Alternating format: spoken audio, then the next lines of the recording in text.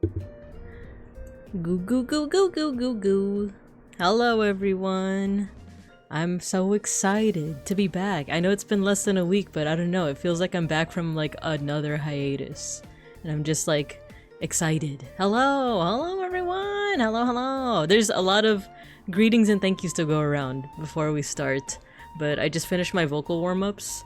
I just finished the and the goo goo goo goo goo goo goo and the so when we get to class, we'll do some tongue twisters as well. But hello, hello, hello. I'm so excited. I just can't hide it. I'm about to lose control and I think I like it. But hello, let's see who we got here today on this humble Halloween evening of Halloween. The Hollowed Weens. We got Saribot, our rock. Beeplebees, hello. Welcome, you got your sticker. Matthew, hello. Owen, hello. Happy Ween! Happy Ween. When the ween is hollowed. The ween, thank you for the big emote, Matthew. She shells, shom, she shy, shore. Excellent, excellent. And then, I guess, is Twitch doing a new thing with like the, I'm getting a, like, Owen has a 3-stream streak and Matthew has a 3-stream streak. Like, is that new or have I just never noticed it? Like, it's been like a little under a week since I've last streamed, so if it's like brand new, I've never seen it before. But May Shark, hello! Hello, welcome, welcome. I haven't been to a stream in 87 years! It's okay, I haven't streamed in 86 years, so, you know, it's all good. The last time I streamed was last Saturday, and I don't know, I've been coming to a realization that I feel like I think I want to keep on... How do I say this? You know what, I'll say it when we get to the class, but I suddenly feel a little bit more invigorated with doing some stream content. We'll say that to start off. Don't hollow the ween, it's too late! We've already hollowed the ween. Oh no. They finally released it to everyone at TwitchCon. It's been in beta for 2 years. Oh, I see, I see. Oh, this is the first time seeing it, so cool. Thank you for the 3-stream streaks. That's kind of hard to say. 3-stream streaks. So, by the way, in addition to it being Halloween, it's also the last day of Filipino American History Month here in the US, but it's also Game 6 of the World Series. The Dodgers are playing against the, I don't know the other team, the Blue Jays, I think. I don't know anything about baseball. I know that what I said just now sounds like I know something about baseball, but I'm just surrounded by a lot of people that are into baseball and that are into the Dodgers. So I just know that it's Game 6. If the Dodgers win, it's gonna be Game 7 tomorrow. And I say that because if you hear my neighbors, if you hear yells from across the yard, that's why. That's why. If you hear like, "Go Dodgers!" or if you hear like, "Woohoo! Yahoo! Yippee!" then that's what that is. It's a big deal for Canadians tonight. The Jays are kicking. You dare say that to someone who only tangentially knows about the Dodgers by virtue of living in Los Bincos. Yeah, I'm not taking it too serious, but you know, gotta have my Angelino, my Bincolino pride a little bit. So let's go Dodgers! Anyway, I've been in a stream where Twitch kept harassing me to share my streak. Oh, is that what that is? Is that what that is, where it's like, you gotta share your streak, you gotta let streamer know. You gotta let the streamer know that you're on a streak, otherwise how are they gonna know? Is it like that? You don't know our team, the Blue Jays? I can't believe this, I'm so heartbroken. No. Do you feel the same about the Blue Jays as I feel about the Dodgers, where it's like, yeah, I know of them. Cool. Yep, that is the name I recognize. That sure is a team. I thought the streak was optionally shared. It is just, oh yeah, it's that thing where it like just keeps on bugging you, right? Make sure you got your sticker. Yeah, Lamau. Same. It's like, I recognize the name the Dodgers. That's the team of Los Bincos. Anyway, let's get to class, shall we? Let's get to class. And get to class. Look, guys, I didn't advertise this at all. When do I ever advertise my new outfits? But happy Halloween! Happy Halloween! Let me bounce a little bit. Happy Ween of Hollows. I have a costume. Do you guys like it? Do you guys like it? I'm a Digimon. That's nasty. Happy Halloween, epically modest. Hello, welcome, welcome. Wait a minute, what do you think? What you doing, not playing the cards right now? Happy Halloween, Mono Bingo. Yeah, Monzemon. I'm dressed up as Monzemon. Oh, I'm not playing any music. I was playing some My Chemical Romance. That's a little loud. Dick, I got hard luck. We gotta. I couldn't think of like what kind of spooky music to play, so I was like, let's just put some emotions in there. Let's just put some emotional damage. You're getting pizza for the Digi people? Ooh, nice, nice, good job. Tell them I say hello from your friendly neighborhood Monzemon. Tell them that I say hello. Monzemon, yippee! Yeah, Monobinka. A pudding bear, a teacher help. No, it's not. It's not pudding. I do love pudding though, especially Japanese pudding. Harpsichord enjoyer, you got your sticker. Not Monokuma? No, it's Monzemon. It's Monzemon. That would be a funny outfit idea though. I did have the idea though. I just wasn't locked in as much to do this idea, but there's a new Digimon that I feel like I really could have cosplayed. I could have made my own outfit for it, but I just felt like Monzemon was the easier option. So there's a new Digimon called Great Grizzlymon. Or Great Grizmon. But look, it's purple! It's purple like me! I could have made that my costume for this year too. But I don't know, I feel like I wasn't as locked in. I was like, you know what? I'll be a Digimon bear. Which Digimon bear? The world will find out soon. I've actually been to a Blue Jays game once because I was invited by a group of people in the program. We were in a box seat and got free food, but gosh darn it, it was cold AF up there. I had no idea what was happening. It was a cool experience though. That's literally the same experience I've had with Dodger games. Literally the same experience. Like, I've been to a Dodger game, I think 3 times in my life. 1 was a field trip when I was in middle school, and then 2 was when I was like an adult. And I went with like my Filipino group during Filipino night.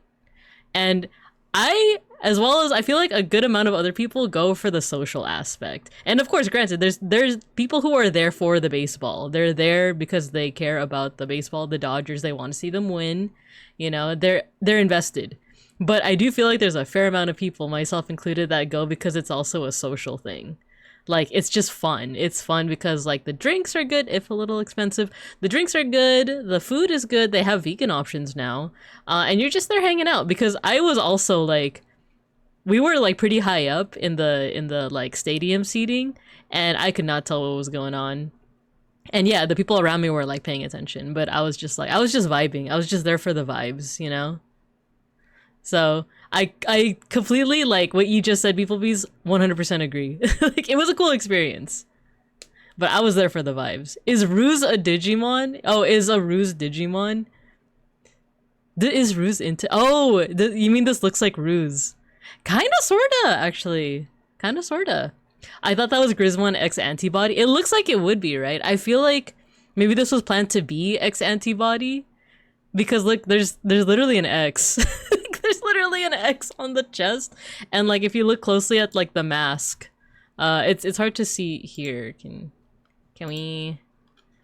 Oh, that's a good quality picture. The like stitches here also make an X. I feel like they initially planned for it to be X Antibody, but then it was like, nah, let's make it something different. We are mirrors. The Scran is good? What is Scran? I'm actually not familiar. Like, I think of Scantrons. What is Scran? Clyde Caulfield, hello, welcome. You got your sticker. It's nice to see you. New Digimon spoilers, I say as if it wasn't spoiled for me like day 1. Like, yeah, I've had a couple of things spoiled to me in Time Stranger, which I actually haven't finished it yet. I was actually playing right before stream started. I got up to I'm not gonna spoil, but I just got out of a very hot area. I'll say that much. I'm in a very hot area. So I'm not done, but I still feel like I also haven't been playing that much lately because I have a new obsession. If you guys follow me on Twitter, you probably know what that is, but I'll also go into it. But what else are you guys saying? Oh yeah, Epically Modest, you got your Sniffa sticker. It's your 1-point redeem where you can get yourself a Filipino snack style sticker. Did I see Sleep of Reason on the thumbnail? Yeah. Yes. By Francisco Goya. So this is gonna be an art appreciation stream with some spooky vibes, with some eerie vibes. It's not gonna be like, I was thinking of like, oh, I should get some like explicitly scary paintings, you know, like the Saturn eating his son, but I feel like we've gone over that like 3 times already. So instead I was just thinking about like, in my art history studies, when have I ever been creeped out? And I got 4 artists or 4 pieces of art and like artists that have like creeped me out in my studies. So some of these might be more eerie than scary. The one at the very end though, oh no, I sound like I sound like a YouTube like, you know, like clickbaiter where it's like you stay until the end, you'll never guess what happens at the end, like. But the very last artist is the one that is like, you know, explicitly like creepy and or he's not creepy, but like the art that he makes is like scary looking. But the first 4 that we're gonna look at is like less creepy and more of like unnerving, if that makes sense. The first one's actually like Sleep of Reason and the Los Caprichos. This is more like spooky themed, but not necessarily scary, you know? But yeah, and then Matthew, thank you for the big emote of Ruse running. Let's see, who is Ruse? Ruse is a Hollow Star. He's a male VTuber under Hololive. His name is Crimson Ruse. He's a pretty cool guy. I followed him like when he debuted a little bit, and then I kind of fell off. But he's a neat guy. He's into like all sorts of nerdy stuff, and I think that's cool, especially because his design is like very like gruff and well, you could see the emote where he's running, but his personality is like a nice contrast because he kind of like matches his appearance, but he kind of like also like dives into like the nerdiness. I just saw the picture, I didn't see the name, so I was like, oh, X Antibody, right? I do feel like they planned for it to be X Antibody, and then they were like, never mind, lol. Have you ever seen anyone play Scrandle? Scran is cheap stadium food. Oh yes, Owen. Yes. When I lurked in a couple of your streams. Like, I've lurked in a couple of your streams, and yeah, okay, now it's coming back to me. Yeah, and then I'm seeing Owen say Scran is soccer stadium food. Where like, is that game like you're rating which one like you would prefer versus like what other people would prefer? Right? Like, because it's like some heinous stuff I've seen. Like, it's like a singular hot dog with like two little splats of mustard versus like, I don't know, an uncooked onion or something like that. Hot area, was there a certain weeb there? A little past that. But yeah, I've yeah, a little bit past that. But I do love that weeb character so much. I love the I'm not gonna say it. The last one will shock you, exactly. Shout out to Crimson Ruse. Shout out to Owen Aeon, yes. You're picking what Scran fans think is the better Scran based on social media posts. Oh, okay. Yeah, because I remember like there was a couple times where I was like lurking in your streams and I saw you play it, and I remember just being like, bro, what the like what are people eating? Like, I assure you the food at Dodger Stadium is a little bit better. Like, I feel like I've done this rant before, but for those who don't know, my partner Beans is vegan. And occasionally we have a hankering for hot dogs. There are vegan hot dogs, but I'm gonna tell you right now, I hate all of them except for one. Except for one type of vegan hot dog, and it's the Dodger dogs. Dodger, like, I guess Stadium or something, like they sell like, oh, actually, let me mute for a sec.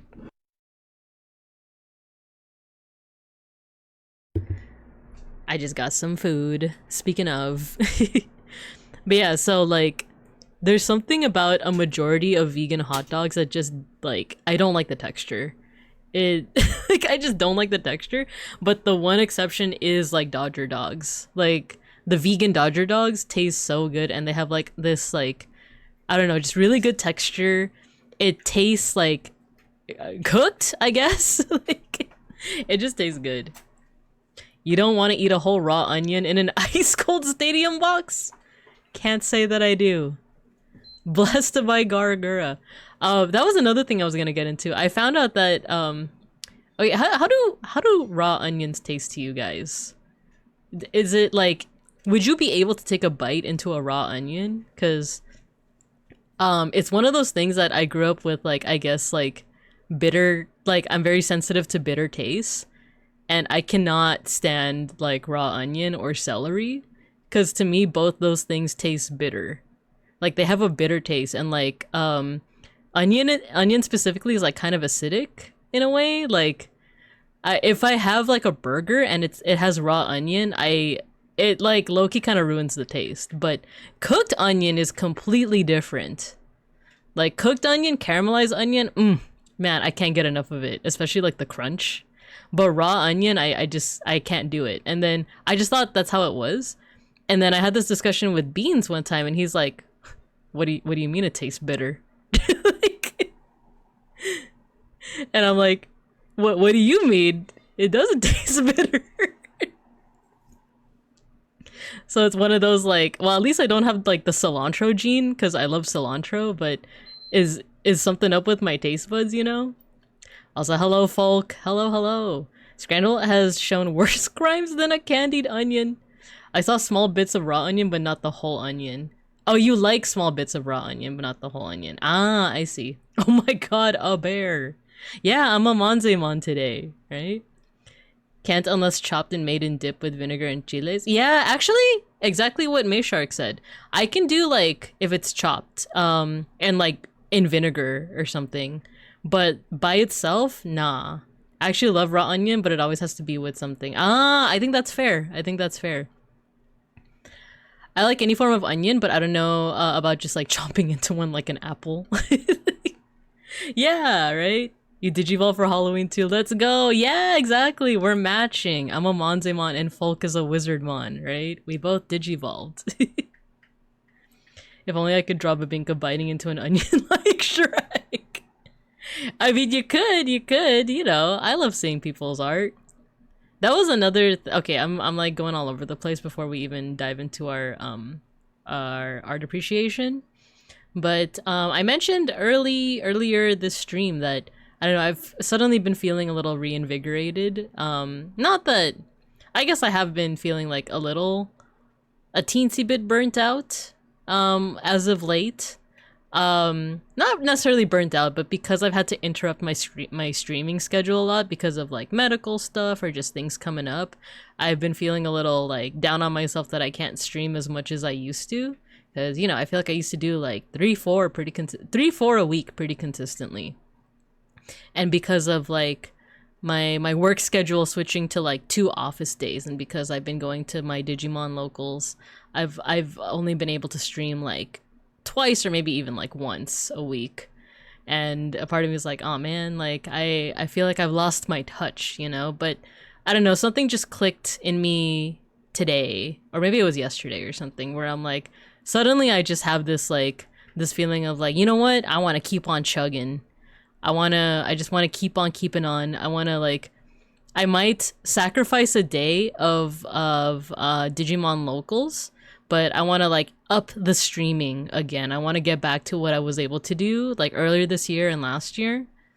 And I want to just experiment more too with like what is like my main content, because I do feel like I've fallen into a lull of like doing the same thing of like DC Go on Mondays and occasionally art and occasionally retro games. And I know that that's partially that's the draw, right? Like a lot of you watch me because you like the DC Go or the art appreciation or like the lessons or the art or the retro games. But like there are a couple of ideas that I've like been I always do this thing where I'm like, oh, I might do that in the future, I might do that, and then I don't. So I don't know, lately I've just been like like I said, reinvigorated. I've been wanting to like get back into the swing of things, including collabs, because yeah, it wasn't until that collab with Gadrian like a couple of weeks back, or like I think a month at this point, that was actually my first collab of the year, and we're in the fall. So like I've just been very shy with reaching out to people. So I don't know, I do want to like pump things up for the last 2 months of the year, as well as like into 2026, which is fastly approaching. So part of that too, the reason why I'm bringing this up is because I had an idea of like, what if I do like very basic like drawing lesson streams? Like, I know I'm not the first person to do that, but I like, you know, for people that are literally starting from zero, you know, like, and people who want to get more confident in their drawing, I want to do like just very basic like art class style streams, and using like basic tools, you know, like MS Paint or just like paper and pencil. Because if you take like an art class, and sorry, I will catch up on chat, I do see the messages, but to finish my thought, like if you take art classes, they are beneficial, don't get me wrong, depending on the professor.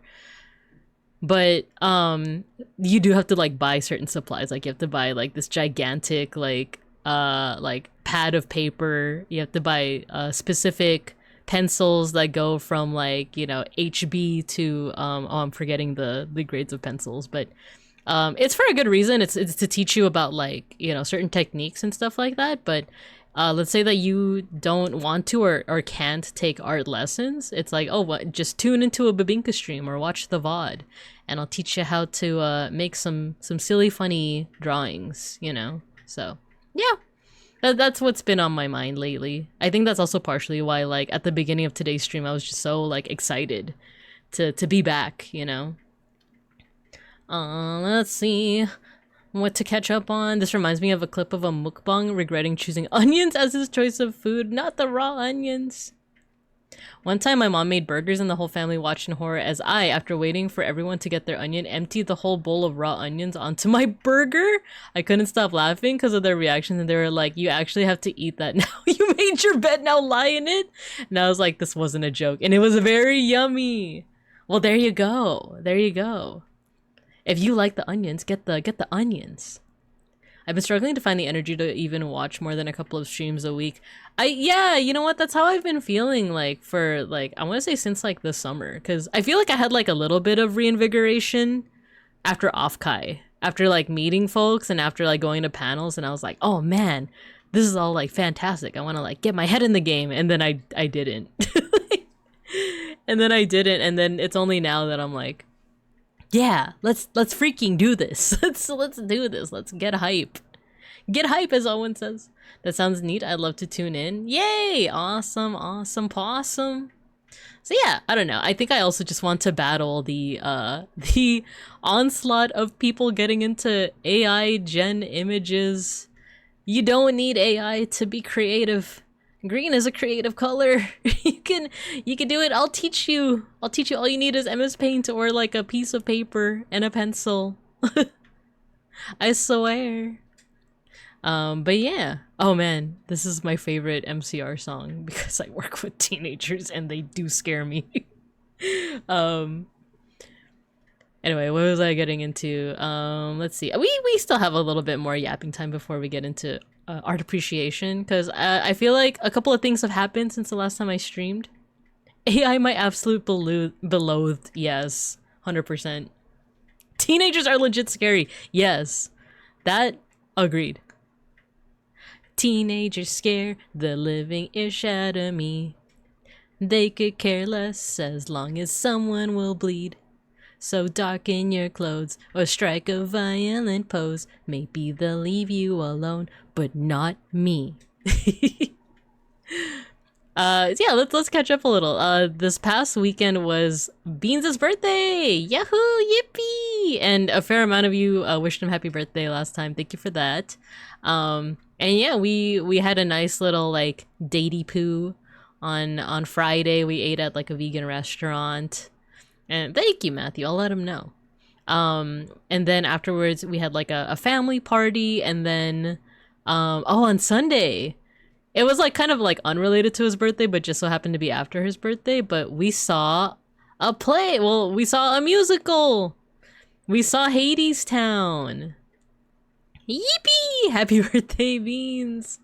I'll let him know. Teenagers scare the living sheep out of me. They can punch me, but I can tattle only. It's true. It's true.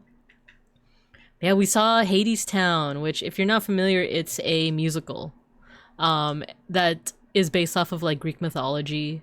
The myth of Orpheus and Eurydice. It has Hades and Persephone. It's pretty good. It's like set in like, you know, it's based off of Greek mythology, but the setting is more akin to like New Orleans in the 1920s or 30s.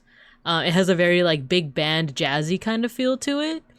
And the guy who played Hades in the show that we went to, he was awesome. He also had like the deepest voice I've ever heard. Like the deepest singing voice I've ever heard.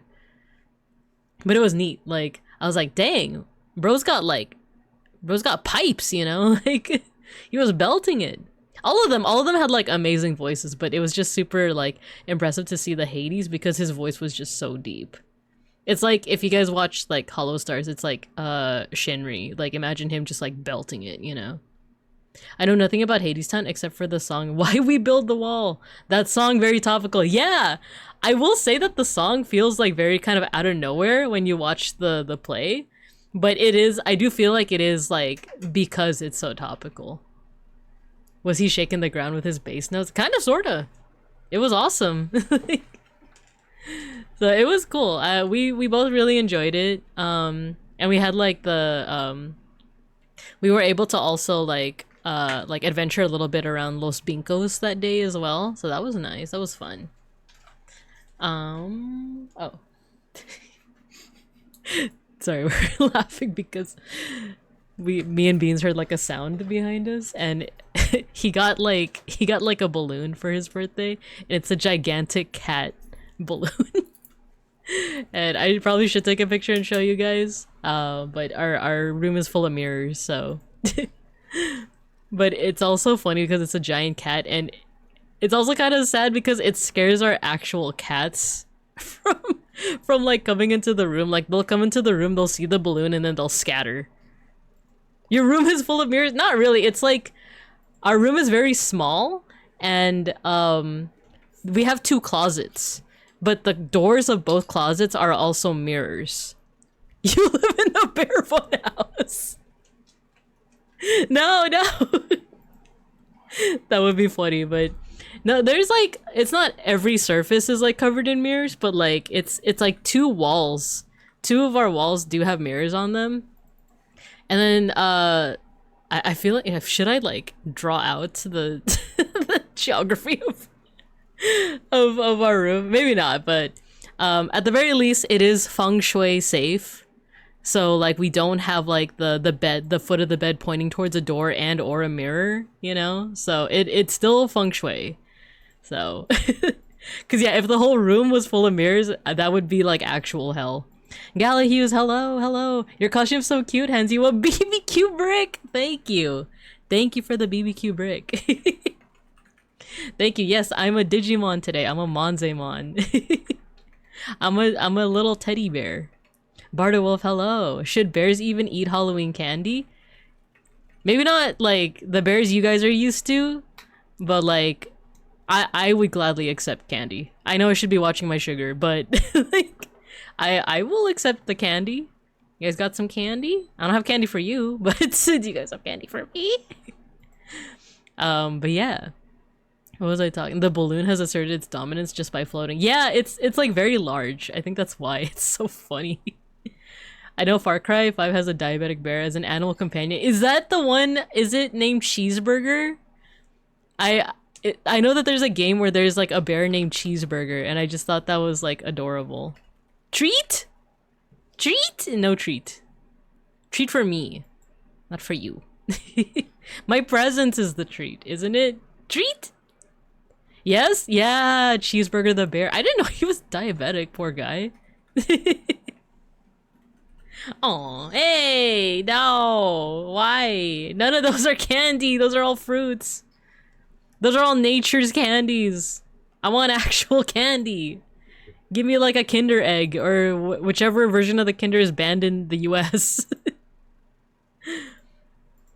But yeah, let's see, what else? What else is there to catch up on? Okay, like on a not so light note, I think I talked about it last Saturday when I last streamed, but I had a medical procedure that I was really nervous about, but it ended up being kind of a nothing burger. And I got through it pretty easy. He got the nickname because people like giving him cheeseburgers, but then he got the diabetes and now he's got to stick to salmon. Well, salmon's also pretty yummy. I do also like the salmon. Bears do love the salmon. I learned about Medusamon this week. I'm currently experiencing Digimon osmosis. Let's go. Let's freaking go. There's Digimon for every preference you have, every flavor that you're interested in. Not necessarily in like ooh, sexy, but I mean like just to enjoy, right? Like he's still on my screen, so look at this guy. This should have been my costume, but I didn't have enough time to complete it. But this is Great Grizzlymon. Isn't he neat? Isn't he cute? Let's see. But let's go. Digimon Osmosis is the best. I was gonna say same sugar, but nature doesn't have high fructose corn syrup. Yeah. A bear! Although the sexy is still there. Yeah. There definitely is the sexy Digimon. That's practically a VTuber design, right? I should call dibs. I should call dibs. I should make that outfit, actually. Before anyone else gets my... Nah, I'm just kidding. I don't own the idea. Bandai owns the idea. So hopefully they don't freaking sue me for wearing a Monzemon outfit.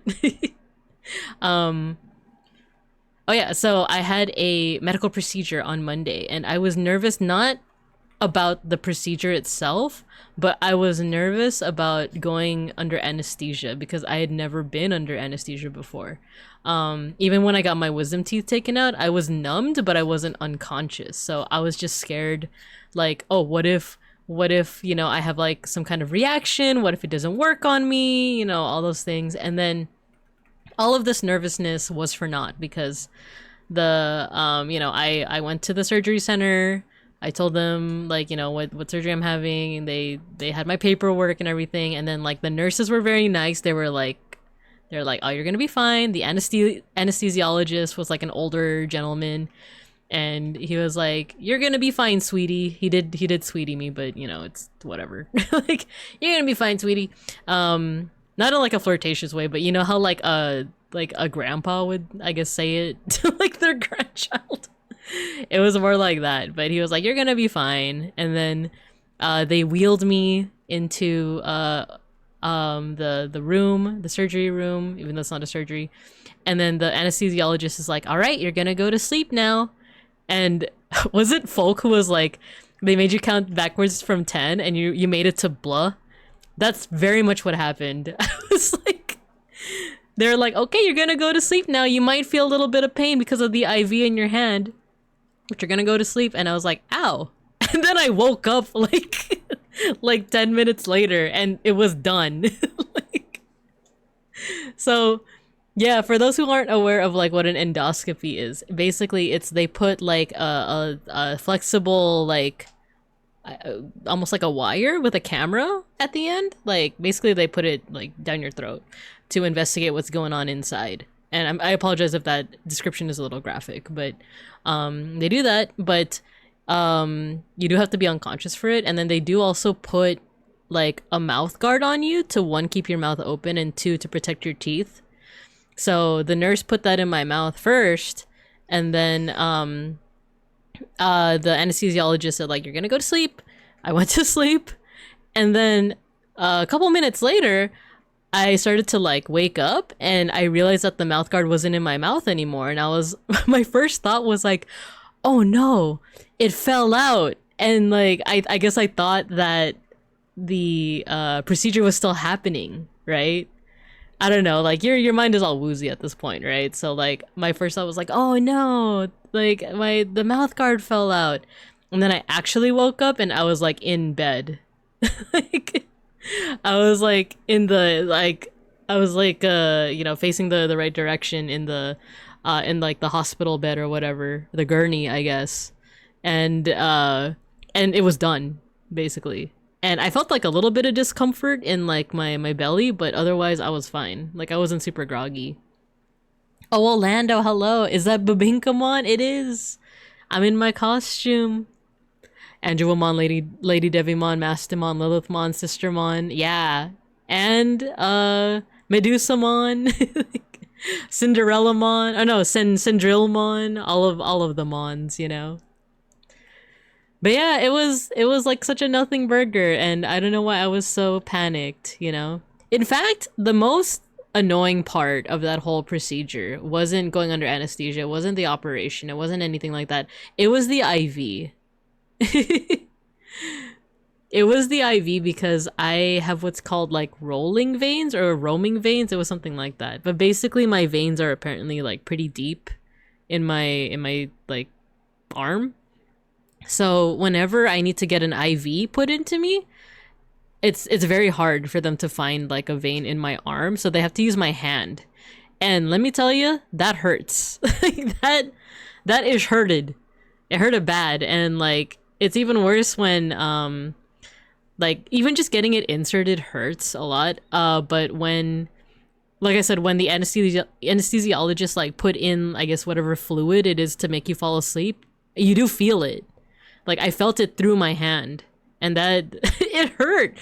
But then I was unconscious literally like a millisecond later. But yeah, that's the most annoying part.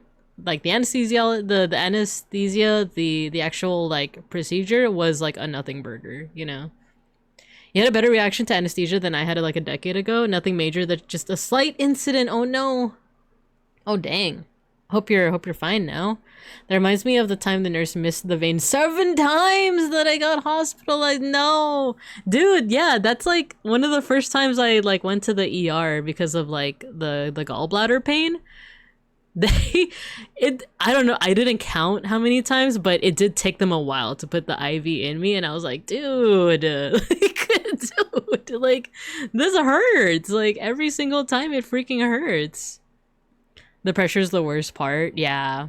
Anesthesia sucks because it feels like I pee my pants. There is, if you've ever had a CT scan done, it literally feels like that. Like, I know this is going to be like kind of TMI, but it literally feels like that. And like when you look it up, they even say that it feels like it. Because basically a CT scan, it's when you're like in that giant metal donut and you're not supposed to have like any metals because it's very magnetic. And then they put what's called like contrast inside of you so that when it's scanning your body, like the contrast is there to literally contrast against like, you know, what the doctors are looking for. Yeah, they put dye in you, exactly what Matthew said. So like I feel like if you have like a normal IV into your arm, I don't know if it hurts that much, but when it was in my hand, dog, oh my god, when it was in my hand, that hurts so much. Like, I feel like I've told this story before, but I feel like I have a pretty high pain tolerance. You know, like when I'm in pain, this isn't good, but like I don't usually like, you know, whimper or like make noises or stuff. But this is the one time I recall like when they put the dye in me, when they put the contrast in me, when I was doing like a CT scan, that hurt. That freaking hurt. Let's see. Oh, but sorry, I was talking about like the sensation of like when you think you like pee your pants. So when the contrast goes throughout your body, I guess it also goes through the veins in your thighs, like in your inner thighs. So you feel a warmth in your inner thighs, and that's the sensation that people feel like oh, it feels like I just peed myself.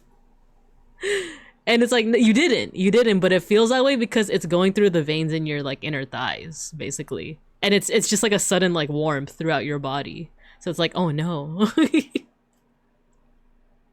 Apparently when I was coming out of it, initially I was a bit aggressive and hurt myself with the IV pole. So I had this cut under my arm that became a skin tag that slowly reabsorbed into my skin over a decade. Oh man. Yeah, contrast. So you die a little on the inside, exactly. How people with a magnetic personality sees yourself out. No, come back, come back. I just wanted to pop by and take before I gotta take your parents to the airport. Fugubi. Good luck. Best of luck with that, and it's nice to see ya. They told me I was getting a CAT scan, but all I got was to feel pee in my pants. I was told that too and not to worry about it. A good one, but also some dyes may further damage kidneys if your patient already has existing kidney problems. Oh, dang. Yeah, take care. Yeah, take care, Fugubi. But yeah, that was the worst of it, but a decade later when I had another procedure, I stayed awake this time. Oh, dang. I specifically got a CT myelogram of my spine for a herniated disc, so it was agonizing, basically pressure washing my... Oh, jeez! That sounds painful. That sounds painful.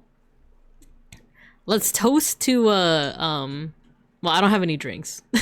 But my doctor told me to, like, not drink alcohol. But let's toast to us never having to experience any of those things ever again.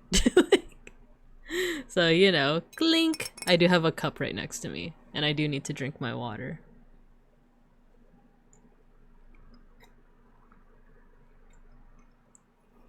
Clink, toast. Toast to the four of us. Wait, how did that go again? Story of tonight. Well, we'll take a small break from My Chemical Romance to see our glory. I just wanted to hear how it went. But I would gladly join the fight, and when our children tell our story, they'll tell the story of tonight. Alright, the clink clank and the toast. Good job. Raise a glass to not having any medical problems. Something they can never take away. Alright, let's go back. Let's go back to the My Chemical Romance. We need the spooky vibes. We're just gonna start it over. Hey Binka, what level do you teach at? Like IRL? Middle school. I'm more of like a I guess managerial like admin person, but occasionally I do still like teach with my team, and it's middle school, 6th, 7th, and 8th grade. Occasionally 5th as well, depending on the school we visit, but yeah. But I have also taught at early elementary and high school levels, but it was like for one summer basically. Or a couple summers, it wasn't just one, but like I have experience teaching like all age groups, and I've been a TA for college as well. So yeah, like all age groups, but mainly middle school, which is very difficult. You have someone job shadowing, I can only listen in. It's okay, Orlando. I appreciate you just being here. I appreciate you listening in. No worries, no worries. But yeah, let's do this. So we have 10 minutes before our first ad break.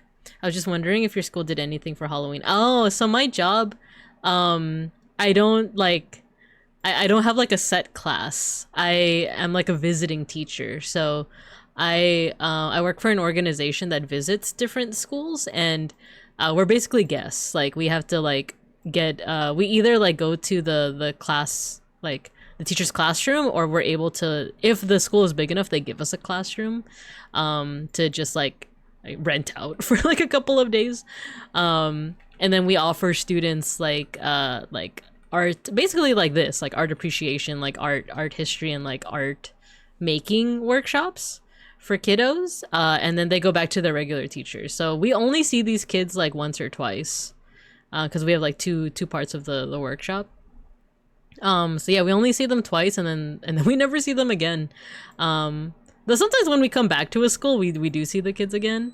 But sometimes we do go to a school when it's Halloween, and that's always like really nice, because I don't know how your guys' like college experiences have ever been, but like I feel like people stop like celebrating Halloween like in college, or maybe even like sometimes in high school. I guess it depends on where you're at, right? Because like I remember when I was at my 4-year college after I transferred, I didn't see no one in costumes, and the bulk of like celebrating Halloween was parties, right? Like it would literally just be parties, which is fine too. Those are fun when you're like in your 20s, but I can't do that anymore. But it is fun when we go to a school and it just so happens to be Halloween. Lately though, whenever we plan our like workshops with schools, they usually like advise against doing like visiting on Halloween because they usually like have some kind of event. It's like, oh, we have like our Halloween parade, you know, we have our Halloween parade on that day, so it's not recommended that you come on that day because our schedule is all wonky. But we've been to before, and then I'm trying to remember like, because of course we're also not allowed to take pictures of the kids, so I'm trying to remember like there was one time a kid had like a really good costume, but I forgot what it. You know what? I think it was Sans Undertale. I think there was a student dressed as Sans Undertale at a school that we visited one time. Definitely lots of dressing up at college or dressing down more like, yeah, which, you know, no shame to the people that want to show a little bit more skin, right? But yeah. I didn't get to see a lot of costumes when I was like walking around campus back in my college days, but I definitely saw them at parties. Audrey, hello. Thanks for joining in. We're not doing Digimon today, but do you like my Digimon costume? I'm a Monzemon. That kid knows how to be determined. Yeah, it's true. Oh, Schnackery. You guys might hear Schnackery tonight. Oh, he's very demanding tonight. But yeah, the kid was dressed as Sans Undertale. Like he made like I guess a paper mache head for like the costume. I know his name isn't actually Sans Undertale, by the way, but you know. Halloween doesn't feel the same after leaving school. Can't get into the spooky spirit without being surrounded in the decor. Yeah, without being surrounded in the decor and fun Halloween activities. Yeah, I kind of miss how like elementary school felt like you were celebrating everything, you know? Like people took, at least okay, in the US, like people like if it's St. Patrick's Day, like the kiddos would actually dress in green and the teachers would dress in green, and like, you know, for Easter there's like a little like egg hunt. You know, there's Christmas decorations, there's oh yeah, there's no cats. There's no cats to pet. There we go. Summon the cats. Let me put them over here on the floor with you guys. But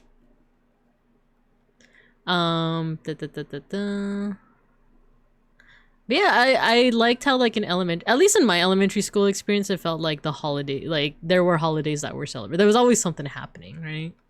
Will you be a Frigimon for December? Ooh, that'd be a fun idea. Maybe for spring I could be Mud Frigimon. Hi, Schnackery. Kitty cat. I saw some kids dressed as Sonic, Tails, and Knuckles on the way home. Their escort was dressed as Shadow. I just love Latina Sonic. So cute. Thank you, Audrey. I forgot some of the cats from under. Can't stop me. I can't read. Nice. You got your Filipino sticker. But yeah, what was I talking about? Yeah, I just miss like celebrating Halloween. Also Christmas, you know, tomorrow's November, and I know in the Philippines they've been celebrating Christmas in September. But because I love you guys so much, I hold off on revealing my Christmas power level until November, you know, when Mariah Carey is finally defrosted, right? So starting tomorrow, just know that the decorations are going up. The Christmas tree's going up. The decorations are going up. Do I actually have them, like, from last year? Ah, do I not have them?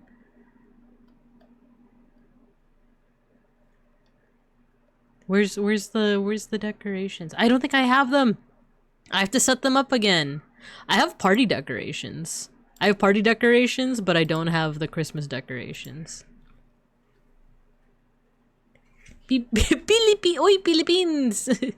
Thank you for the big emote, Matthew. My fat fingers, it's okay. Uy, Philippines! Mabuhay! Mabuhay! Oh man, is this like a live version? It sounds like a live version. Yeah, is there anything else that I wanted to catch up on with you guys before we start with our art appreciation? Because we got 4 minutes before the ad break starts. I could, hold on. Let me just exit out of some tabs real quick. Oh, I didn't do my tongue twister. I haven't really been tripping on my words though, so do I need to do a tongue twister? The tongue twister just helps me so I don't trip over my words, but yeah, you know, we could do that. Let's turn off the My Chemical Romance for a smidge. So yeah, like, I do like this tongue twister. I used to do it when I was in high school, and I was in drama class for like a couple months, I guess, before I was like, you know what? No. Like, I have stage fright.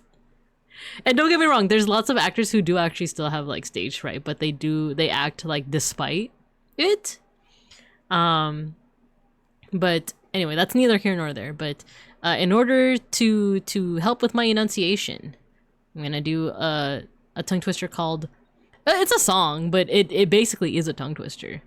I am the very model of a modern major general. We can play the song, but I'm actually not familiar with the song. I'm just familiar with like reciting it. So ready, guys? Ready? You can follow along if you want. Let me actually zoom in. Wait, that just makes it smaller. What the? Okay. Ready? I am the very model of a modern major general of information, vegetable, animal, and mineral. I know the kings of England, and I quote the fights historical, from Marathon to Waterloo in order categorical. I'm very well acquainted too with matters mathematical. I understand equations both the simple and quadratical. About binomial theorem, I'm teeming with a lot of news, with many cheerful facts about the square of the hypotenuse. With many cheerful facts about the square of the hypotenuse. With many cheerful facts about the square of the hypotenuse. I'm very good at integral and differential calculus. I know the scientific names of beings and animalculous. In short, in matters vegetable, animal, and mineral, I am the very model of a modern major general. In matters vegetable, animal, and mineral, he is the very model of a modern major general. I know our mythic history, King Arthur's and Sir Caradox's. I answer hard acrostics. I have a pretty taste for paradox. I quote in elegiacs all the crimes of Heliogabalus. In conics I can floor peculiarities parabolus. I can undoubted Raphael's and Jared Dow's and Zophanies. I know the croaking chorus of frogs of Aristophanes. Then I can hum a few of which I've heard the music's dinaphore, and whistle all the airs from that infernal nonsense pinafore. And whistle all the airs from that. Then I can write a washing bill in Babylonic uniform and tell you every detail of Caractacus's uniform. In short, in matters vegetable, animal, and mineral, I am the very model of a modern major general. In short, in matters vegetable, animal, and mineral, he is the very model of a modern major general. In fact, when I know what is meant by mamelon and ravelin, when I can tell at sight a Mauser rifle from a javelin, when such affairs and sorties and surprises I'm more wary at, and when I know precisely what is meant by commissariat, when I've learned what progress has been made in modern gunnery, when I know more of tactics than a novice in a nunnery, in short, when I've a smattering of elemental strategy, you'll say a better major general has never sat a G. You'll say I never. For my military knowledge, though I'm plucky and adventurous, has only been brought down to the beginning of the century, but still in matters vegetable, animal, and mineral, I am the very model of a modern major general. But still in matters the very model of a modern major general. I remember having to do that in like every day when I was in drama class back in high school. Before I dropped out and decided I would do stage design instead. So, okay, I feel like we're warmed up now. I feel like we're pretty well warmed up. We did our warm-ups. We did our yaps. We did our what the heck? No. We did our, oh, no. We did our tongue twister. I think we're ready, but we do have an ad break coming up soon. So I'm going to send you guys over to recess, and then we'll get into our art appreciation. We're actually going to be looking at 5 artists today. They're all classical artists. Well, 4 of them are like Northern Renaissance artists. 2 of them are like from the 1800s, and the last one is contemporary. So, yeah, let's go to recess. Man, and I thought I remembering my heal incant for Amped Guard LARP was annoying. Sword cut, spear stab, mace smash, arrow jab. That also feels like a good tongue twister, you know? Let the white light of healing descend upon thee. Nice. But yeah, let's go to our ad break. It's only 3 minutes long. And then we'll be back with some art appreciation with some spooky paintings. And I'm gonna eat some food. So I'll see you guys in 3 minutos.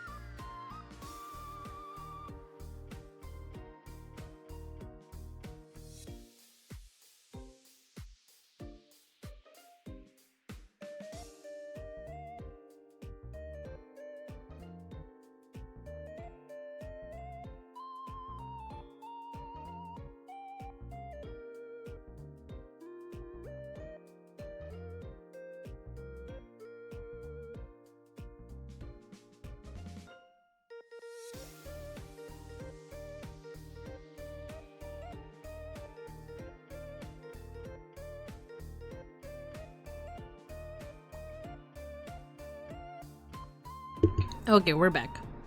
I was eating some yummy noodles. Okay, let's get back into the classroom. And then let's put the My Chemical Romance back on. Alright, I think we are ready. We are ready for our art appreciation spooky edition. So I'm actually, let's run through what we're gonna be looking at for today. And then just kind of hop into the swing of things. But I do have to, let's see, I only have 2 screens set up. So let's see, I need to set up a window so that I can read chat. Okie dokie. I'm also still like chewing and finishing like the noodles that I was eating. But okay, so we're actually going to start first with the work of Francisco Goya. So like I mentioned before, we're going to be looking at 2 works that are from like the Northern Renaissance, as in like the Renaissance when it was like in the Netherlands. And then we're going to be looking at 2 works from around the 1800s, and then finally 1 contemporary one. So maybe I should put some kind of warning. Like, we're not going to have too many things that have like blood, guts, or like exposed, you know, bodies too much. We are going to be looking at stuff that's kind of creepy though. Like, there's stuff that's like just kind of unnerving, especially the very last artist, who you might be familiar with, especially from your childhood. So but let's go through what we're gonna go through. First off, we're gonna be looking at the works of Francisco Goya, but specifically these works called Los Caprichos, the Caprices. Oh, to be absolutely surrounded in cats, owls, and bats, right? La Criatura. So these were prints, basically like etchings that he made, and they're pretty spooky. They're pretty spooky, but the most famous one out of like this collection is this one. El sueño de la razón produce monstruos. Is that what? Oh, monstruos. The dream of reason produces monsters. So we could take like a, oh, I'm like burping after what I ate. Well, we can look at some of like the prints from this collection. We're gonna be focusing more on the that one that I talked about, or the one that I mentioned just now. Sorry, I'm just scrolling through this whole Wikipedia article, which is a good read. If you want to learn more about any of this information, I'm mostly referencing Wikipedia articles. I'm also gonna be referencing notes that I took from when I was in college. So all like the first 4 artists and pieces of artwork, these are all arts that I've studied in college, and I still have the notes actually from then. Just know that I did take these notes. Ooh, when did I start in college? From like 2015 to 2017. So yeah, like, but yeah, right? Oh no, was it 2013 to 2015? Yeah, like around 2013 to 2015 is when I took these notes. So they might be outdated now. They might be outdated, but just so you know where I'm coming from with this. So yeah, Los Caprichos by Francisco Goya. This is a collection of prints. After that, we're going to be looking at a painting called Christ Carrying the Cross by one of my favorite artists, you guys should know by now, Hieronymus Bosch. If you are new to the class and you don't know who Hieronymus Bosch is, he created this, the Garden of Earthly Delights, which has like this is all like Renaissance, right? This is all from like the 1400s to 1500s. But it looks almost like something out of like the surreal period, right? It looks like something that would be partnered up with like Frida Kahlo and like Salvador Dali, but no, this was during the Renaissance. 40K name. Let's go, Bosch. Oh yeah, let me catch up on what you guys are saying. Reminds me of when the pigeons learned who I was in the I was as the person who always gave them food in winter and then flocked to me when I walked by. Aw, they recognize you. I miss my birds. I will never know how to spell your name, but your art slaps. Yeah, Hieronymus Bosch. Which I never put it together that the, I guess Spanish or Italian way to say his name is Geronimo, or Hieronimo, right? So, he did that one, but we're not looking at that one. Even though we totally could. We totally... Oh, wait, this is gonna take a while to load, huh? And I could say... it's a big image, but this one would be very Halloween-y, but maybe we could pivot actually. But the art that I was intending to look at from Bosch is this one, Christ carrying the cross, because it is just full of like a lot of grotesque faces. So we could go with this one. We could go with the Garden of Earthly Delights, but we'll decide later. The next one, the next piece of art, I will warn you right now, has a little bit of nudity. It has an exposed breast. So, but it's not like, it's there for a reason. It's there because it's like, you know, like breast. It's like the implication of breastfeeding a child, even though it's not a child isn't actually being breastfed. Like, so I'll say that. Say Geronimo. Say Geronimo.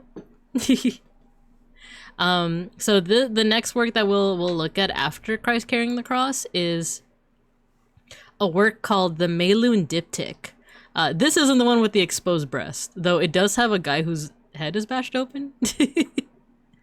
But I'm gonna scroll up right now. Like I said, just to warn you, there is a little bit of like exposed nudity and exposed breast, but the figure is clothed and it is more or less tasteful. But it's called the Mayloon Diptych, and it has this: the Virgin and the Child surrounded by angels. So this one I've always found a little unnerving because of just how the figure is portrayed. A beeplebees, a guy whose head is beeplebopped. I do like people's names. Beeplebees' name. But yeah, like this image, when I remember when I first like saw it during my studies, I remember being kind of like unnerved by it. And there is a little bit of a story behind it, and we will go into that. But this is the Virgin and Child surrounded by angels as part of the diptych.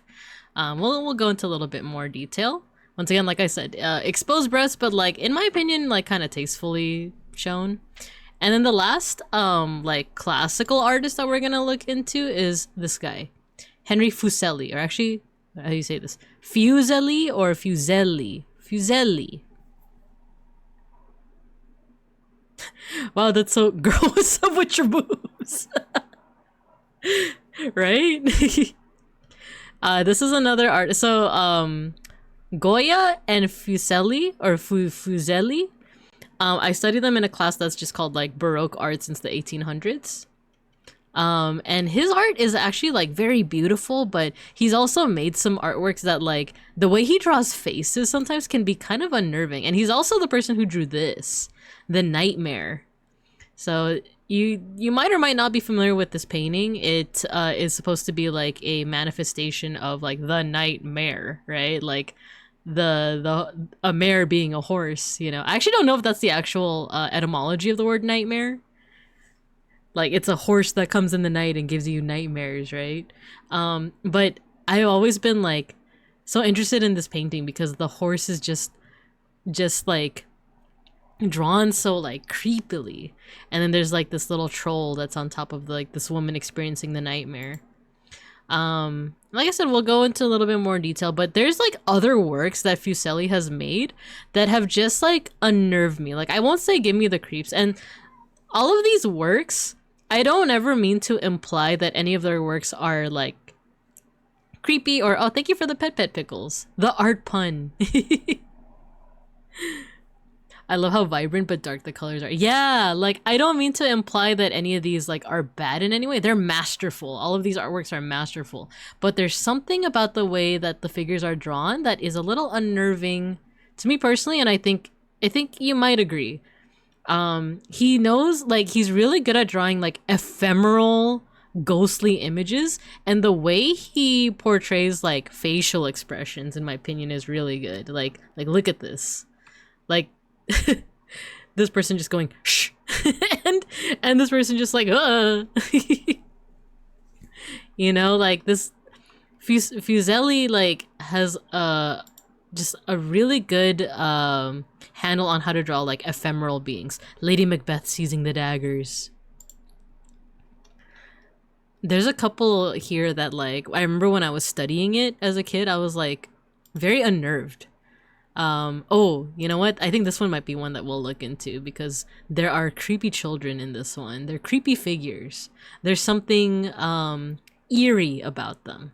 So yeah, we're gonna be looking at the work of Fuseli. We're gonna be looking at the Virgin and Child, Christ being mocked, and Los Caprichos. And then the last artist that we're gonna look at for today, like I said, you might know him from your childhood if you've ever read a book. I'm not gonna go to the tab just yet, just because I want to warn you. Like this artwork is especially unnerving. There are depictions of like bony, you know, like it feels like there's not a lot of like, it doesn't feel like, if you look at it, it's not necessarily any gore, but it's very unnerving. It's very scary because there's like a lot of bony figures. There is a little bit of like implied gore, and in some cases like explicit gore in them. So just be warned. If you feel like that's going to be a little too unnerving for you personally, feel free to click off. I'm totally fine with that. But we're going to be looking at the works of Stephen Gamel, and he is the person that illustrated Scary Stories, what was it? Scary Stories to Read in the Dark. So I'm gonna go to the tab right now in 3, 2, 1. This guy. The Dark Illustrations of Stephen Gamel. Yeah, Scary Stories to Tell in the Dark. If you read this as a kid, he is the artist. He is the artist. And I remember, like, when I was a kiddo, this terrified me. Like, look at this. You know what I mean? That it's like, actually, yeah, there is like a fair amount of gore in it now that I think about it. Scary Stories and nice sprites, spoopy. It's very atmospheric, right? Like the way he draws like faces, it feels like they're like rotting, right? Like this one is very scary. This one's very scary, right? I even hesitate to scroll down. It's so scary. If you've read this as a kid, should a child be reading this? I thought more people read this as a kid. Like, I feel like a lot of people, at least in my generation, like in the 90s, I remember our teacher would read this to us. But I also remember like our reading teacher was very into horror, and you could kind of tell. Like, Matthew and Folk did okay, cool, yeah. For a second I was like, don't tell me it was just my teacher, but yeah, like I remember I had a reading teacher that was very into horror. Like he wanted us to act it out too. This was a classic. Yeah. So that's the last artist we're going to be looking into, is the works of Stephen Gamel. Before that though, we're going to go ahead and jump into our first artist, because I wanted to start off kind of light, you know. I kind of wanted to start off with something that's a little bit more like, there are like disturbing images in what we're going to be looking at right now, Los Caprichos, but we're going to be focusing on like kind of the more lighthearted, more of like the spooky vibe stuff. It was definitely in my elementary library. Yeah. I definitely remember seeing the art for this. It was very spooky, scary. Okay, so let's start off with this one. El sueño de la razón produce monstruos. The sleep of reason produces monsters. Oh, you're gonna hear our other cat, Filka. He's very loud. His meows are so unique. Filka. He's so funny looking. I read those too. They were always at book fairs, and my G4 teacher read it from it to us on Halloween. Sweet man-made horrors beyond my comprehension, right? So Francisco Goya, he's known for other art as well. He's actually the guy who made the Saturn eating his son. But he's also done like, you know, portraiture, stuff like that. La Maja Desnuda. The 3rd of May. He's done, yeah, this is the one. This is the one that like a lot of people know about. It's pretty like eerie, right? But we're gonna be focusing on this collection of prints called Los Caprichos, which were made by like etchings. Oh, hello. Filka. Oh, big baby. He's very demanding. Filka's very demanding. I was petting him, and now and now he's still like, why aren't you petting me more? Meow.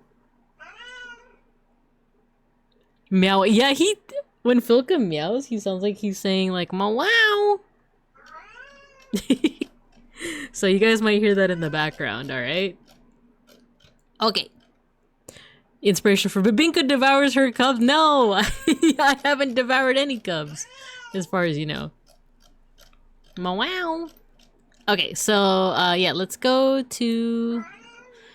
Some of these are more. Ooh, we have a raid. Hey, we have a raid. Marshmallow Bears. Hello. Thank you. Thank you. Thank you for the raid. Welcome. Welcome. Camp raid. Camp raid. Oh my gosh, my cat is like begging for pets while I'm trying to thank you guys. Philka, oh my gosh, he's on my chair. But thank you for the raid, Marshmallow Bears. How you doing? How you doing on this fight? Oh my gosh, I'm so sorry if you guys hear my cat. Writing and reading. Ooh, what were you guys writing and reading on this fair Hallows Eve? Welcome, welcome. Thank you for the raid. My name is Babinka Bear. I'm your local Sun Bear art history teacher and educational streamer, and today we're doing a little bit of art appreciation. We're looking at spooky art for tonight. And like I said, you might hear a cat in the background. A spooky cat. But how are you guys doing? What were you guys doing in your stream? Let's see. Baby, pet them. I was petting them. Talk your talk, kitty. Come to the mic. He hopped off my chair, but he's funny. My cat's very funny. Wow. But yeah, Marshmallow Bears is thank you again for the raid. If you have to raid and run, if you have to do some post-stream care, no worries at all. Same with all the folks that came with you, such as the Chaos Demon and everyone else. Yeah, thanks again. But if you have to raid and run, no problem at all. We're doing some art appreciation at the moment. We're looking at eerie art that gives us strange feelings. So if you'd like to stay behind and appreciate art with us, we totally welcome you. But if you gotta go, no worries at all. And also let me know how your stream went, if you want. Okay, now that the cat is not on my chair anymore, let's get into the art appreciation. So this is a collection, like I said, a collection of prints. And you can kind of see, like, when you zoom into this, you can see kind of like the etch marks, like the etching marks in this one. I'm trying to remember, like, how it's made. I believe they're made on metal plates that you, like, scratch away at the details in order to make these, like, imprints. And then you put, like with how you, like, make prints, you put ink on it, and then it produces an image like this. And here, this one, which is titled, like, the Sleep of Reason Produces Monsters. We're seeing a man who is fast asleep at his desk, but around him are all of these creatures of the night, right? You have these owls, you have a kitty cat. Look, it looks like Schnackery or Filka, because both of them are black cats. You have a kitty cat here. You have a lynx cat over here. You have some owls. You have some bats, right? Some spooky, scary creatures, right? And the man is not. It doesn't seem like he's registering that there's a whole bunch of animals in his room. So he's so me. I left my window open. Oh no! Well, now you have all these friends. So, yeah, like he's sleeping, he's not aware of all of these animals, and the title implies that maybe these animals are all just a dream. They're a part of his dream, or they're a part of his brain that, well, the title says, like, the sleep of reason produces monsters, right? So maybe these monsters, these animals are part of his dreams, or this is what happens when his sense of reason is asleep, is not active, right? Basically meaning that, like, when we shut ourselves out to, like, reasoning and you know, logic and science and all those things, that's when monsters such as, like, imagination and deception and all these things can come in. And it could be positive, it could be negative, right? Because, like, imagination is a good thing most of the time, but then if you get a little over imaginative when you're looking at a dark figure in a dark room, then your imagination can go crazy, right? It can also mean deception. So, like, when we turn our brains off to that kind of reason, these little creatures, which could actually be creatures, you could have actually left the window open, or they could be representative of, like, your fears or, you know, your delusions. Those can come and nest in your household, in your mind, right? At least that's one interpretation of it. I just think it's neat. I just like that you could see. I like any kind of art. Meow. I like any kind of art where you can see kind of like the line marks or like how the artwork was made. Because basically, if you really want to break down this artwork, it's a collection of lines. Just like how the internet is a collection of tubes, you know? Like, meow. But you see like all these lines here. All of this is just made up of like hatched lines. And I just dig any kind of art that's like that. Even the shadows. The shadows are all made up of like lines. I think you could see my mouse as it's moving, right? Like if you look very closely at like the bats, you see the places where like you want to see more of the body, there's only like one line crossing, but places that you want to be darker, there's like a bunch of lines crossing over each other, kind of like cross-hatching. Exactly, Pickles, like cross-hatching. Exactamundo. So yeah, that is like one of the more well-known etchings of this collection. But there are a couple others. Oh dang, it scrolled me all the way back up. Let's go up here. This collection of etchings has a whole bunch of like, part of it is like him critiquing society, right? Whether that be like women and men. So Kitty, so true, Kitty, so true. Because there's a bunch of like etchings here where he's like critiquing how women act, but there's also many that show like how men act. And it's funny because like as I was like researching for the stream, I was like watching a video where people were saying that like I wouldn't call Goya a feminist, but he's not exactly like a misogynist either. Because it's just one of those like, because it shows like, oh, sometimes women are so like lascivious and yeah, exactly, society. But then it'll show like a guy like being abusive and it's like, you shouldn't do this. A misanthrope maybe, yeah, perhaps. But later on into this collection of etchings, you also see a couple of like supernatural like happenings. Like you see devils, you see witches, you see demons. Bon voyage, like this. This looks so freaky. Bon voyage. And the way that the faces are drawn. Equal opportunity hater, exactly. The way that the faces are drawn is so eerie, right? It's like, what's going on there? And then the cross-hatching is so cool to see. Ooh, I like this song. I lie and wait forever. When the day breaks, we will be off. What is happening here? What is like? These are figures that look strange. Ooh, what's going on here? Can't anyone unleash us? No hay quien nos desate. Oh my gosh, it's wait, I love how this guy's drawn. Yes, oh Orlando, mankind knew they cannot change society. So instead of reflecting upon themselves, they chose to blame the beast. Heaven or hell. Duel 1. Let's rock.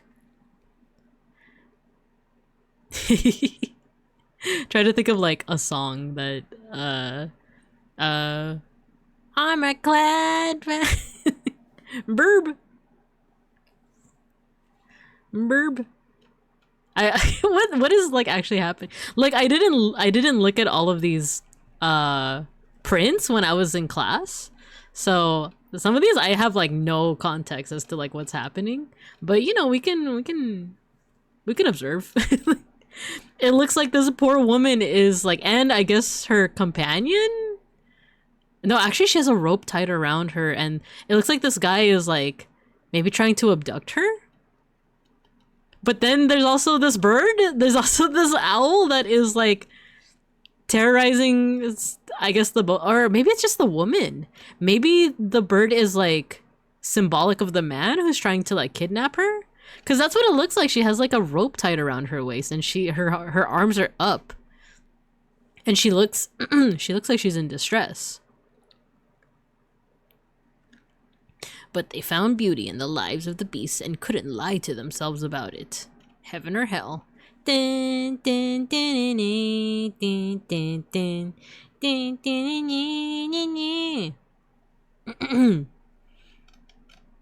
Walk in the park. Yeah, love thy subhuman self.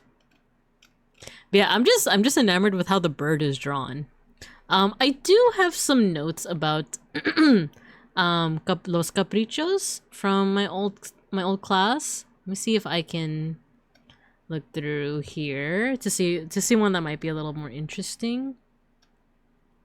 Oh, if we go back to 43, the one that we were looking at before. Should I? Okay, this one, number 43. These are the notes that I have from my class. A scholar at his desk, fallen asleep as owls and bats fly down to him, one prompting the artist to create. A lynx on the ground is a symbol of magic. Oh yeah, I didn't notice that. Look at the owl. Bro, like, just like me, for real. Like, look at this owl, and he's the owl has like a pen in its talons, and he's like, draw. You need to draw. POV, you're like an artist, and you're like, you have art block, and then your newest muse comes along, and it's an owl. She looks like the tree the owl is perching on. Oh, that's a nice observation. Hey Binka, out of curiosity, do you have Smell of the Game in your tunes? I totally do. We should listen to the Strive OST. I'd be down. Guilty Gear. Strive.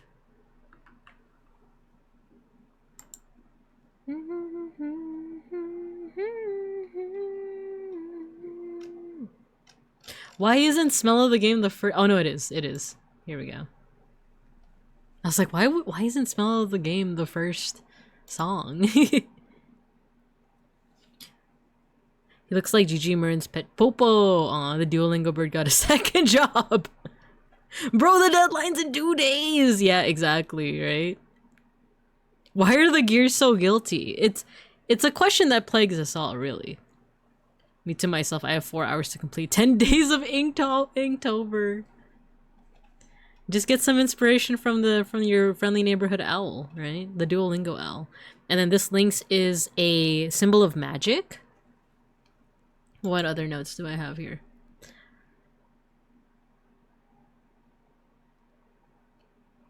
The caprichos had to be censored. It doesn't show a nightmare, but animals, representative of imagination and inspiration, trying to arouse and inspire him with things to draw. An inspiring dream is not a nightmare. Ah, so I think my professor was trying to say something like, this might seem kind of horrifying, right? Because it's all these creatures of the night. It's bats, it's owls, it's cats and lynxes and stuff.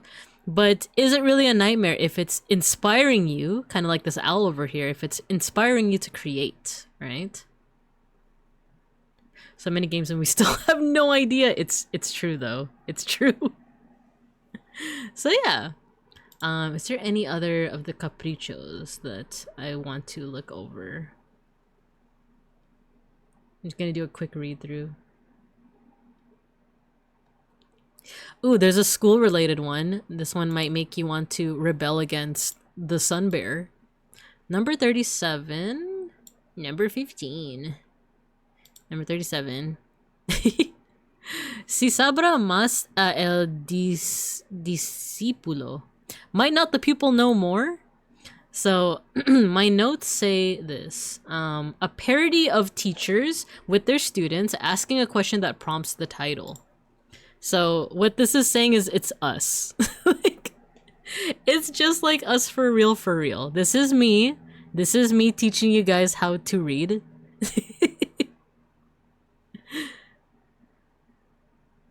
But I'm at work with someone shadowing me. No. New World Order. You may think you might expect a horse dressed in a human clothes, but you might just get it.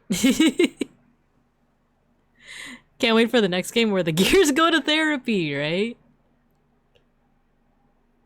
Oh no, not the 6-7. I don't even know what, like, that's from like a rap song, right? Is that what the meme is? Like, I don't know nothing about that. I just know other teachers have been bothered by it.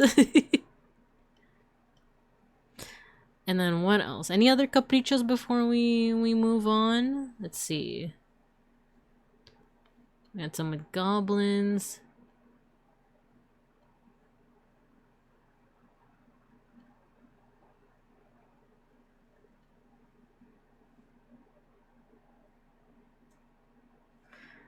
Okay, 78 and 80. Let's see what those look like. 78 or 79 and 80.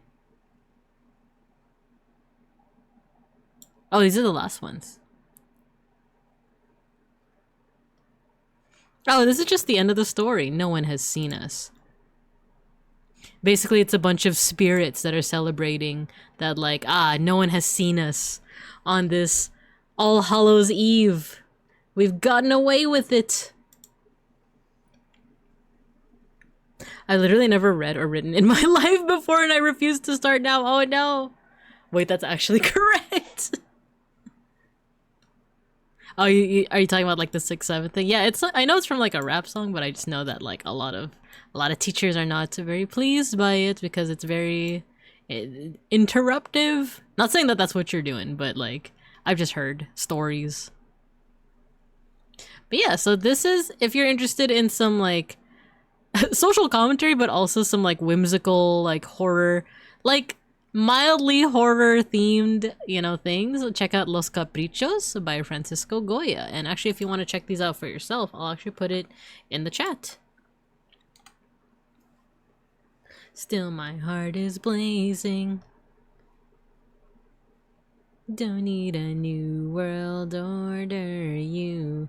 Alright, so I actually do need to rest my voice a little bit, so I'm gonna go and cut to the next artwork.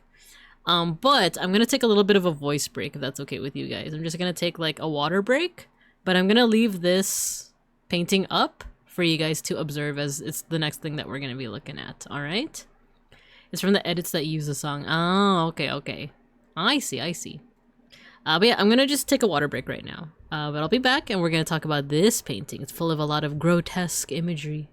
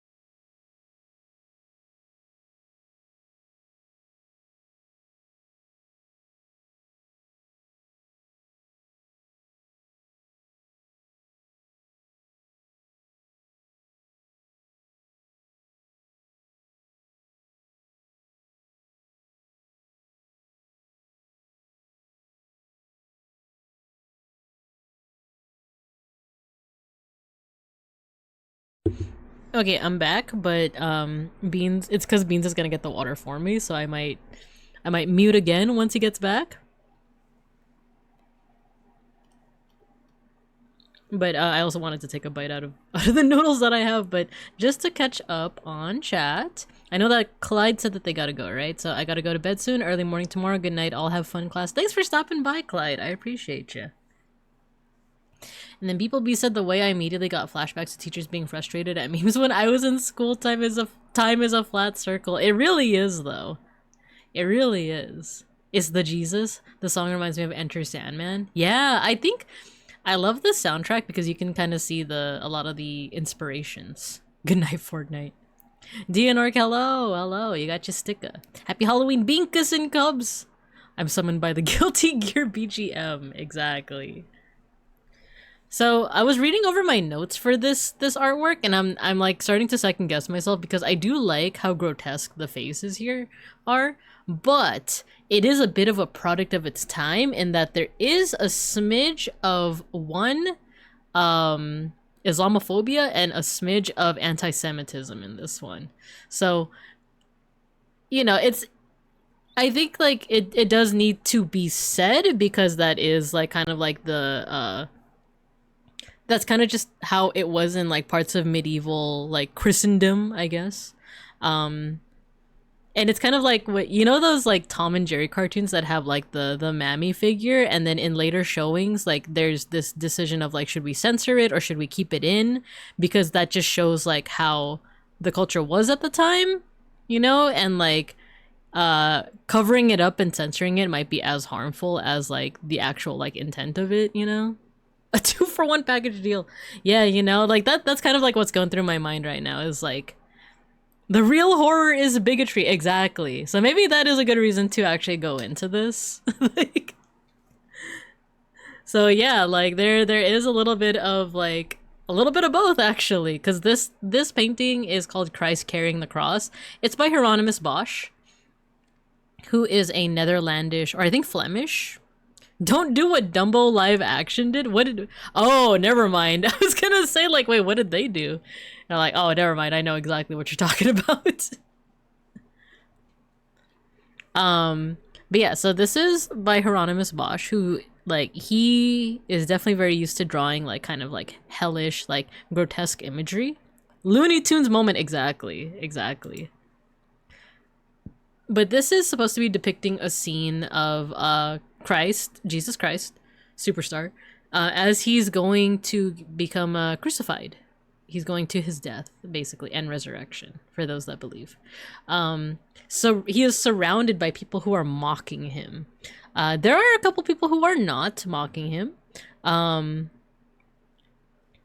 But, well, this is just like a good show, too, of just like grotesque faces and how like the faces are warped because they are, sorry, I was just looking at a text message. They're warped because they are like warped in their hatred of a person. Let's see, you're telling me the white guy from the 1800s was bigoted? I'm devastated. True. True. So yeah, and I think it's because I'm like, oh, I love Bosch. I love the art of Bosch. I think his like work is so cool. And then to like be confronted with the unfortunate fact that like, oh no, he's a product of his time is like, oh man. Oh man.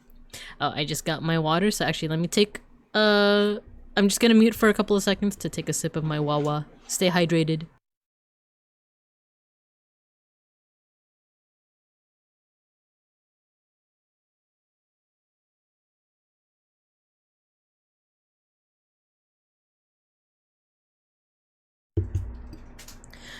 Ooh, that's some good Wawa.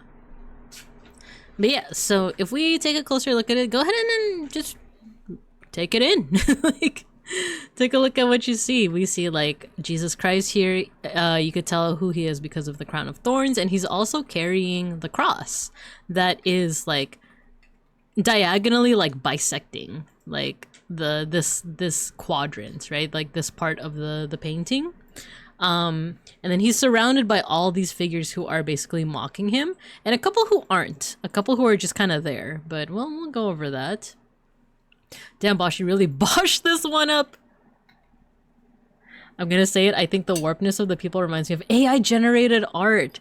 That, you know what, I could see where that's coming from, but there's something so like, I don't know, there's something about the way this is drawn that is like, I don't know if AI can replicate it, you know, or it can replicate the feeling of just like disturb. Like, I want to say horror and terror, but it's not quite that either. Like, I keep thinking like, which one of these faces is like the most disturbing one? Is it the guy whose like teeth is just like yellow, or it's kind of white, but like the guy who's just like, you know, eyes bulging? Or is it this guy who like is all in darkness except for like the whites of his eyes, and he's just like menacingly like looking over here? Is it like whoever this person is who's like, you can't even see their eyes, but you could see like, you know, the top of like their jaw, right? Is it this person who's just kind of like leering? Is it like this person whose like mouth is open all the way and who has like these piercings? Is it this woman over here who's like leering at this like brightly glowing woman, right? The difference here is they're warped in a very intentional way, probably to emphasize something about them. Yeah, right? Right? Like, it reminds me of those Greek masks that talk about, like, tragedy and comedy, right? The clean edges of the figures and the busyness of the scene reminds me of paper cutout mosaics. Yeah, yeah. Exactly. Oh, well, I know the AI can't replicate the soul of it, right? And there's just something, like I said, I keep on using the word unnerving, but that's just how I feel when I look at this, right? Like, it's just so unnerving. Because it's like, you know, these were probably not drawn from, like, life. Like, these weren't supposed to be actual people, but, like, exaggerated. And, like, I think the word I have in my notes here is, like, caricaturized. Like, they're a caricature of, like, their human selves. So, we see Jesus Christ. We see also a figure here who is like looking pretty serene, right? It's a woman looking serene. Her eyes are closed. She's not looking in the same direction as everyone else. She's actually looking away, and she's holding a sheet. She's holding a sheet with a face on it. This is meant to represent Saint Veronica, who is said to like I actually don't know if this is actually in the Bible or if it's just one of those like follow-up stories, but I don't know if it's quite the Shroud of Turin. I think it might be slightly different, but the story goes that this woman Veronica was following the procession of Jesus Christ as he was going to be crucified, and I think she. Oh my God, what actually is the story? Like, I just know that like she picks either Jesus wipes his face or she picks up. You know what? Let's look it up together. Saint Veronica. And if any of you in the chat know the story, feel free. Apocryphal texts relate how Veronica was moved with sympathy seeing Jesus carrying the cross and gave him her veil so that he could wipe his forehead. Jesus accepted the offer, and when he returned the veil, the image of his face was miraculously captured on it. The resulting relic became known as the Veil of Veronica. So this isn't the same as the Shroud of Turin, because that is said to be the veil that was over Jesus's dead body, whereas this is when he like wiped his face. But I've also seen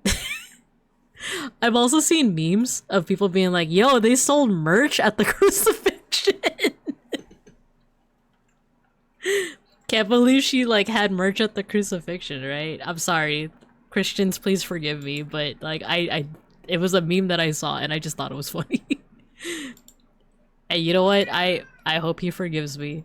Like, Schnackery, are you mad at that joke? Old guy next to Jesus with his hand out like, oi buddy, you still owe me $5, right? I feel like that's also like part of like the like unnerving of like this guy. It feels like he's very casual.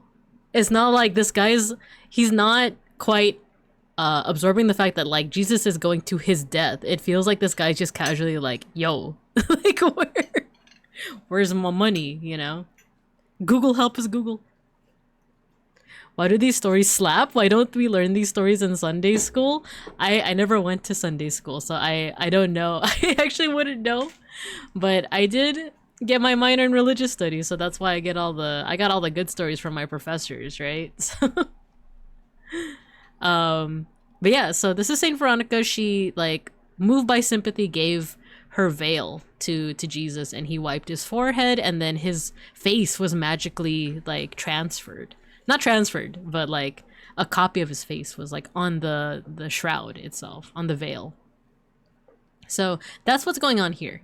So she's serene because she's one of the people who like view Jesus with sympathy. She's one of the good guys. Everyone else is like, you know, mocking Jesus, or like they're being aggressive to each other. I think the other figures here, I believe this is one of, because Jesus wasn't crucified by himself. He was crucified with two thieves. One of them is called the penitent thief, who was like so inspired by Jesus that he was like, you know what, I repent for everything. You know, I believe in Jesus and God. and he went off to heaven. I think that's Saint Demas or something like that. And then there was an impenitent thief. I don't know if that's who this guy is supposed to be, but it's just the thief that didn't, you know, that didn't believe in Jesus, that didn't believe in God. I think this is supposed to be the penitent thief, but then the question is like, who's this guy in the back over here? Because I'm actually not sure. But yeah, so we're seeing all these faces. When I mentioned that there's like a bit of like anti-Semitism and like Islamophobia, that's just what I read in my notes. I'm not sure if it really is like supposed to be implied like anti-Semitism and Islamophobia, but what I have in my notes is like the drawing of like the people with like the hooked noses is typically associated with like anti-Semitic like figures. And then this figure over here has piercings, and the way they're drawn kind of looks like half moons. So they're like, they might imply like the Islamic moon. So once again, this is coming from like my notes from when I was in college. Like, I don't know if it's like a reach or anything like that, but that's just what I have here. So it's very possible that like maybe it isn't like anti-Semitic or like Islamophobic. That's literally just like how Bosch drew these people, right? But if I were to look more at my notes, it says here, places Christ at the center, the men who are mocking and torturing him before the crucifixion. It uses a close-up and no background to make it as claustrophobic as possible. And that's true. If you look at this, it kind of feels very claustrophobic. You don't see like the road that they're walking on. You don't see the sky. You don't see the weather. You literally just see like these faces. The random thief who went up there must have felt like the Dragonborn at the start of Skyrim. Yeah, he's like, I'm just here. I don't know what's all this then, you know? What else do I have in my notes? Contrast their characteristic faces with Jesus' serene, pure, and contemplative expression. Yeah, if you look at here, Jesus and Saint Veronica, they both have their eyes closed. They look very serene. Jesus looks a little less serene. It looks like he's, you know, processing the fact that he's basically going to his death. You also see like a little trail of blood here. The mockers, what does it say here? The mockers have beastly features like a spiked dog collar. Trying to see where that is. I don't know if it's supposed to be like this or if it's supposed to be like other things.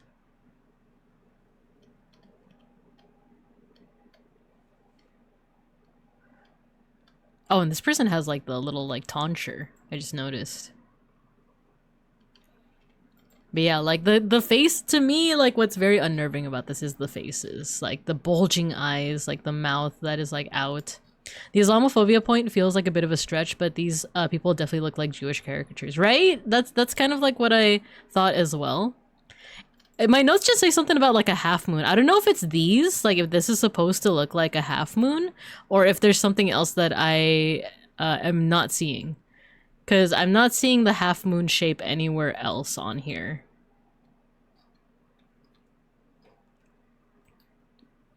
Like, is it supposed to be like this over here? Because yeah, as I'm reading it too, I'm like, I feel like that's a bit of a stretch, but I'm not entirely sure. And then any other notes that I have here? No, that's actually it. That's actually it. But yeah, like this was always just like an interesting study in just like characters' faces, because it's like these people are warped in their like hatred of like Jesus as of like a man. Like if we ignore just like whether or not you believe in like Christianity or the Bible or anything like that, just they're warped in their hatred for another person that is already gonna die, you know? Like he's already like going off to his death. And like you could see it in like the different expressions here. Like they look like disgusted or enraged. And then some people straight up look like gleeful. They look straight up like happy. They're like, yeah, we're gonna see a death, you know? This one, I feel like this one is probably the most unnerving to me personally. Cause it's just like a guy like, it's like the Attack on Titan meme. Like, I won't say any character names because spoilers, but there's this very specific part of Attack on Titan where there's a character looking down at another character and it's terrifying. That's kind of what this reminds me of. I can't spot anything that's giving me red flags, but I'm more familiar with modern Islamophobia. Yeah, right? I think that's why, like, maybe it's stuff that, like, was more recognizable to people that lived in this time period, but to me, as of right now, like, I'm not seeing the half moons anywhere. But maybe I'm just not looking close enough. But yeah, so that is Jesus Christ Superstar. Christ carrying the cross. There we go. But if you want to see more of Hieronymus Bosch's very interesting artwork, his most famous one is probably this one, the Garden of Earthly Delights. It's gonna take a while to load because it's a very big image. We won't go all into the detail. Oh, look, it's so big that it's not even loading up. It was loading earlier. You guys saw it, right? I'm not hallucinating. It's not loading anymore. Uh-oh.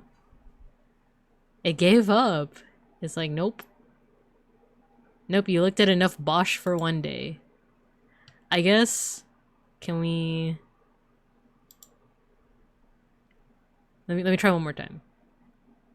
Try one more time. Unless, wait, maybe there's details in the Wikipedia article itself. Oh, here we go. There we go. Yeah, if you want to see some more spooky stuff from Hieronymus Bosch, there's this stuff. This is a depiction of hell. If you've ever read Berserk, you've probably seen this figure. If you've ever played Metaphor, you've probably seen this figure.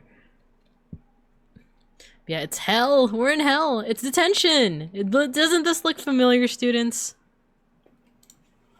Doesn't this look just a tad bit familiar? Look, we're in it! We're in the painting.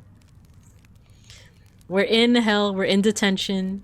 You guys didn't do anything this time, but you know, just so you know. Just so you know what happens if you misbehave. We blew Skadooed! Thank you for the big emote, Matthew. Yeah, Mao! The nightmare fuel. But it refused. But it refused. Society. Explode! So yeah, we did in fact blue Skidoo. Your society. But yeah, so like this is meant to be nightmare fuel because it's meant to be like, you know, this is what's gonna happen if you do bad things. You're gonna end up here in this place with all these demons on ice skates and things being shoved up butts and grotesque figures, right? So as we can see from the painting that we looked at before and the painting that we're looking at right now, Bosch is no stranger to grotesque imagery, to just showing people as like these creatures, right? So that's one of my favorite artists, Bosch. Not so much for the bigotry, but for just like how animated a lot of his like artwork is. But yeah, let's see what time. Oh, it's almost time for our next ad break actually. So that's actually convenient timing. I do need a little bit of a water break. We have two more artists. No, three more artists after this. So let's go ahead and put you guys in.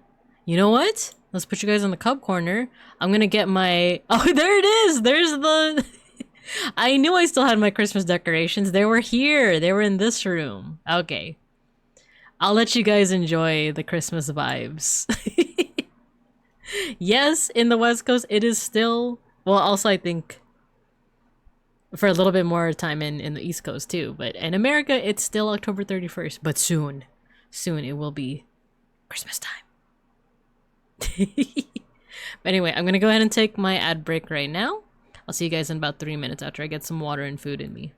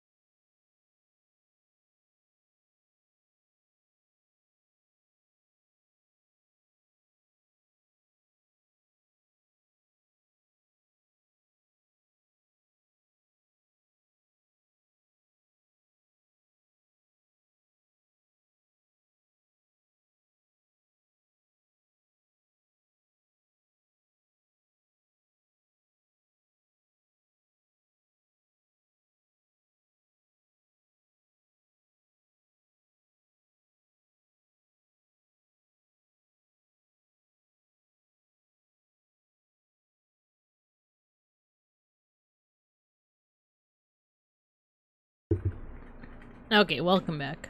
Welcome back. Let's see, already? Oh yeah, you guys are like 4 hours ahead of West Coast, right? So I guess it is November 1st in the East Coast now.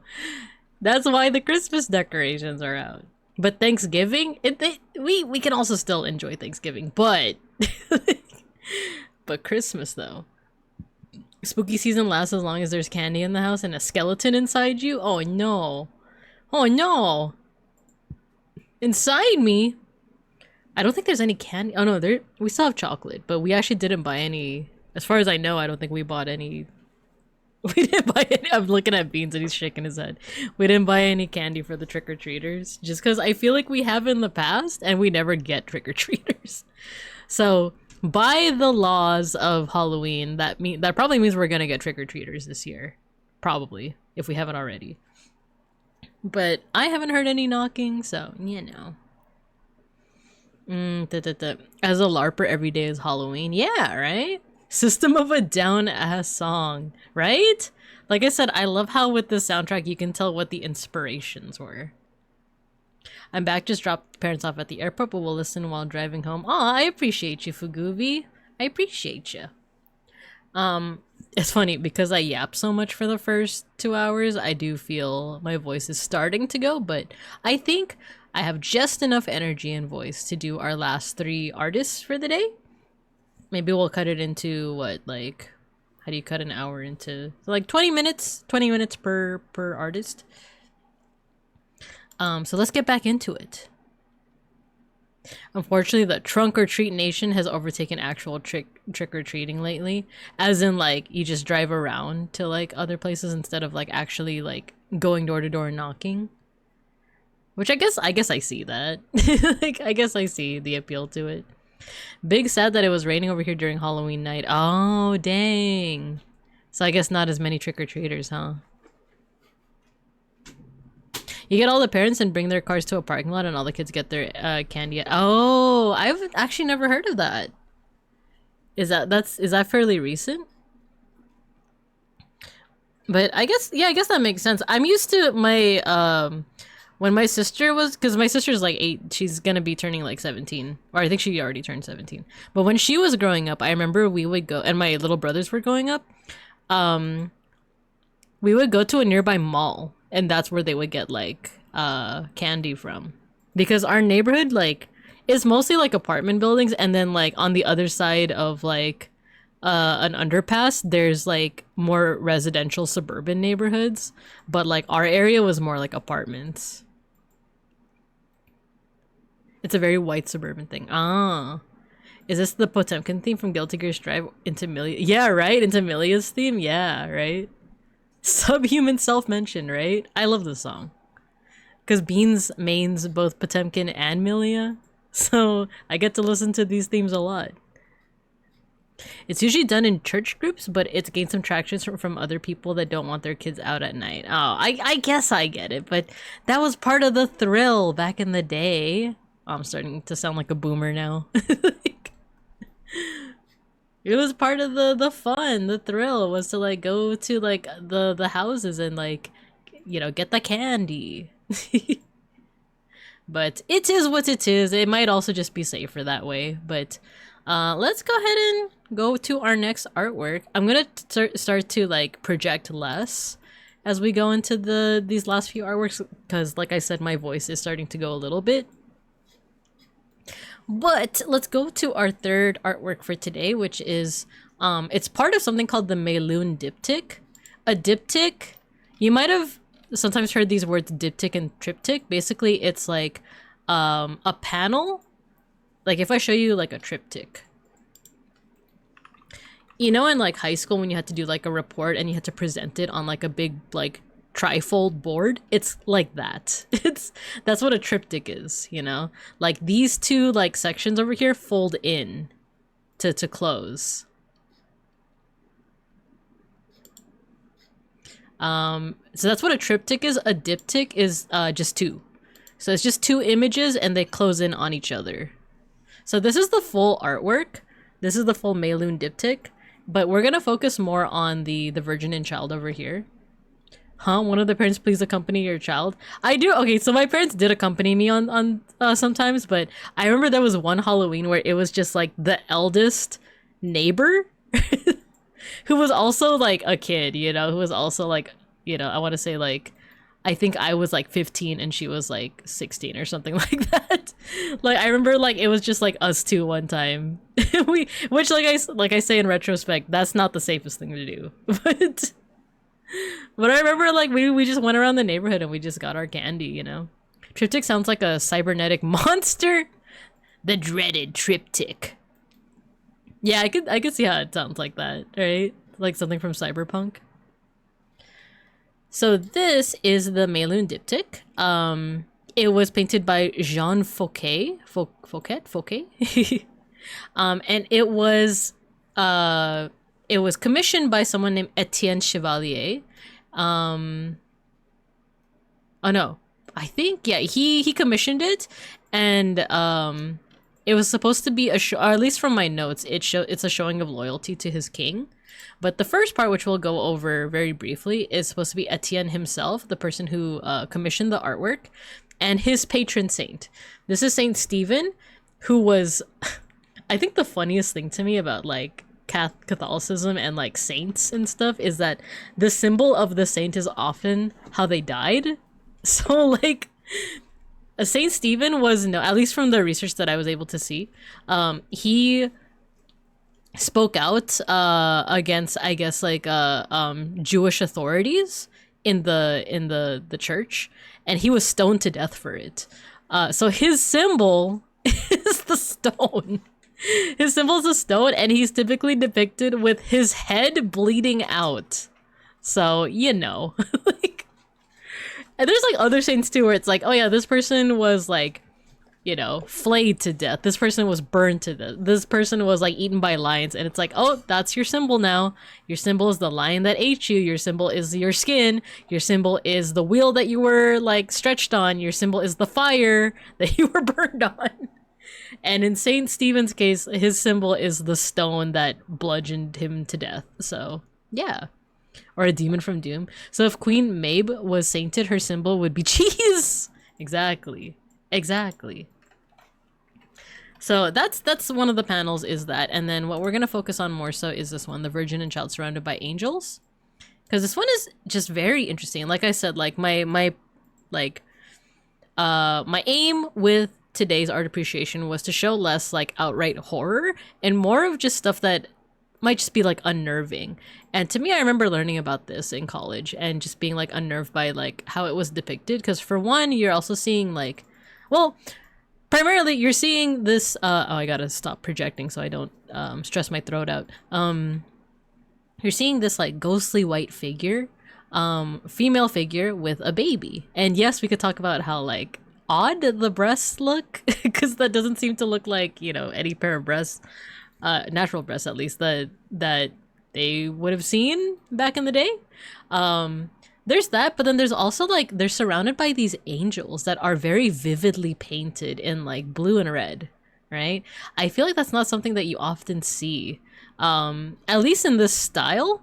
Like if you do see like painted angels like this, you might see it in like an illuminated manuscript. But and you know, someone can feel free to correct me if there's other paintings that typically depict angels like this, let me know. But I remember seeing this for the first time and being like, whoa, those angels are like very vivid, you know?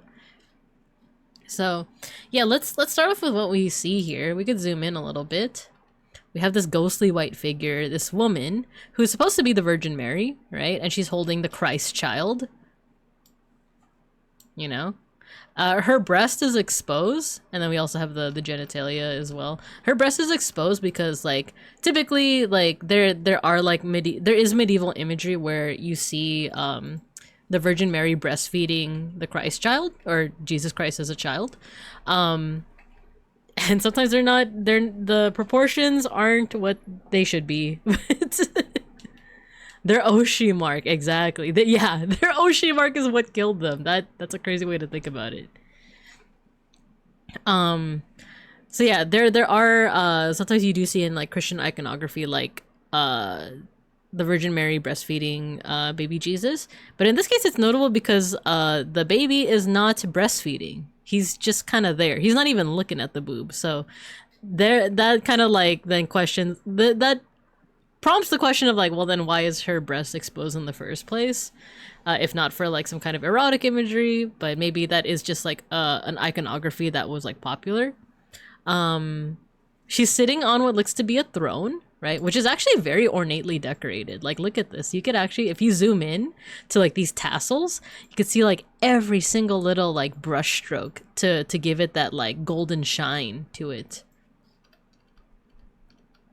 And she's in this like bejeweled throne with like marbling on it. The fact that like this is even like a detail on the chair is like so impressive to me too.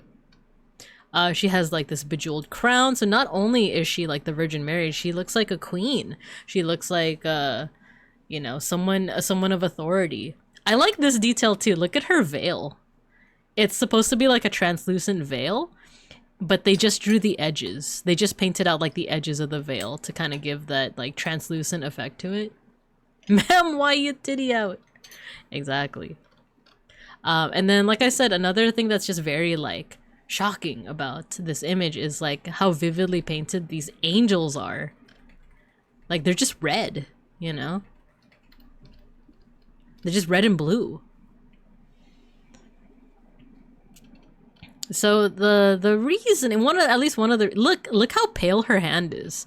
It's matching the white of her like cloak and like the cloak that she has over her lap, right? That's how pale she is. So like there are a couple of possibilities as to why she looks like this. One possibility is that that was just the fashion of the time, you know, like people did used to lighten, or people even nowadays lighten their skin in different ways, but like people definitely like lighten their skin. I don't quite know for sure like the practices of like skin lightening in medieval times, but I do know that it was like a practice throughout different cultures. But they would use various like pigments, right, to do so. So it's possible that that was just the fashion, but there is another theory that was never quite proven. But basically the theory is that this diptych was painted as a dedication to the French king at the time, who I actually don't know I'm actually not great at French history. So Etienne Chevalier, he would have been a civil servant of two kings, either Charles VII or Louis XI. Let me see here. Madonna and Child here. Oh, here we go. Agnes Sorel was another figure. She is said to be the mistress of Charles VII. So, unfortunately, though, so the theory is this. The theory is that what's called the Fouquet Madonna is supposed to be a depiction of the king's mistress, and this diptych was like supposed to be dedicated to the king. So it's like, oh, okay, that's a good enough reason. If you're gifting something to a king that you like a lot, it makes sense that the model for the Virgin Mary would be the king's wife, and then the model for the Christ child would be the king's baby, right? Because it's like, oh look, I made a portrait of like the person that we worship, the people that we worship, and I made the models. I made them modeled after your wife and child. Seems like a good idea, right? However, first of all, Agnes Sorel, who might have been the model for this, or I say might, like it's very possible that back from offering food to ancestors, did I miss the last shocking art? We have some shocking art right here. We got the the Virgin with her boobies out. So Agnes Sorel wasn't quite the queen. She was the mistress of the king. Okay, so she was the mistress, and what's notable is that before this painting was completed or was made, Agnes actually died, due to poisoning. At least that's what I read in my research. And when she died, she happened to be pregnant with the king's child. Gonna head off. Good night, everyone. Good night, Bardwolf, and thank you for stopping by. So yeah, it's very possible that the model for this painting was the mistress of the king, and the mistress had recently passed away prior to this painting being completed. Not only did she pass away, but also their baby passed away. Good night, Fortnite. So that's what also makes it a little bit not eerie in that like, oh, it's a ghost, but just like a little somber because it can also be seen as a dedication. Because remember, the person who commissioned this, his name is Etienne. He's a civil servant and he was pretty dedicated to his king. So this is supposed to be a present to the king, and it's showing like the Virgin Mary as a queen and her child as the Christ child. So this is supposed to be kind of like a somber, this can be seen as like a somber dedication of like, I'm sorry that your mistress had passed away with your child. This is a portrait of what they could have been, of something that they can never be, but what they could have been, aka the queen and the child, the Christ child. So it's kind of somber in that way. It's kind of sad because it's like, it's like my king, I'm sorry that your mistress died. Here's what they could have been under different circumstances, you know? So let me read my notes from when I was in college. So this shows, so Etienne, he was the advisor and treasurer to French King Charles VII. I'm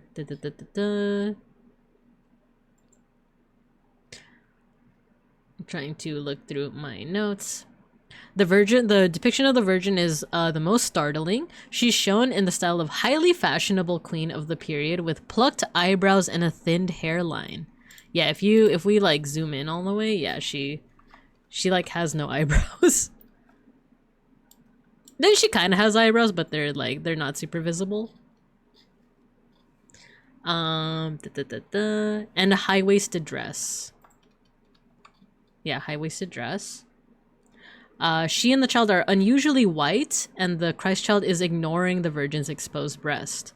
There's evidence that the portrait of the Virgin is based off the king's mistress, Agnes Sorel, who had died, apparently poisoned while pregnant with the king's child. We can surmise that the portrait is what could never be. Agnes is the queen and the mother to the king's child. The fact that Etienne's Virgin is reminiscent of this style shows his loyalty to both the king and Agnes, who he was close with. So this is basically like a dedication to the mistress who had died. Or at least that's the theory. A religious theory. But yeah, that's this painting. That's the Fouquet Madonna. That's the Virgin and Child. So it's unnerving because of like how ghostly white they are and how vivid it is, especially when you compare it to other paintings of this time. But it's possible that it's ghostly white because it's showing this essentially like a dead woman, a woman who had passed away recently, and a vision of something that could never happen. He cannot tag his Oshi anymore, right? So yeah, it's very somber in that way. So yeah, let me know what other thoughts you guys have. I think I need to take one more water break before we head into the next one. But yeah, this one's like a little bit more humorous to me because actually it even says the guy's name. And why does it do this? I'm trying to zoom in, not zoom out. It says Etienne in the background. That's this guy. This is Etienne, and then this is his patron saint. You know, just bleeding out. I think that's actually a really cool detail. Is this like the marbling in the background? It's a pretty sick detail.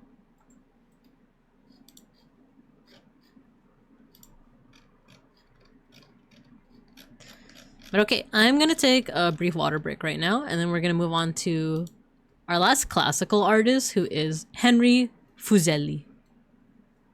So BRB for like a minute or so.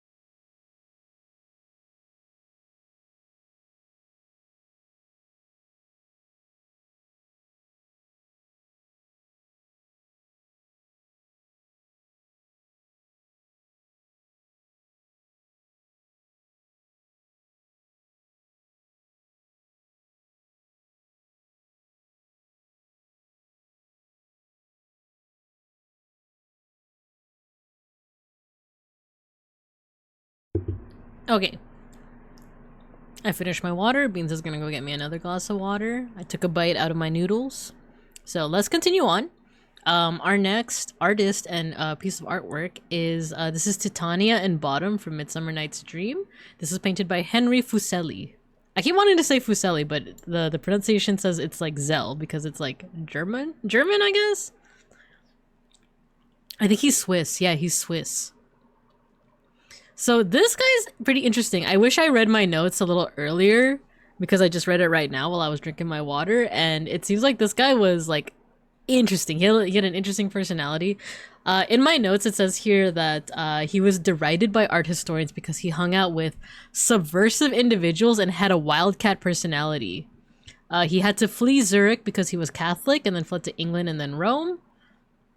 He was friends with Mary Shelley and Wollstonecraft, aka the author of Frankenstein, right? And then Wollstonecraft is wait, Mary Shelley is the author to Frankenstein, right? Mary Shelley. Yeah.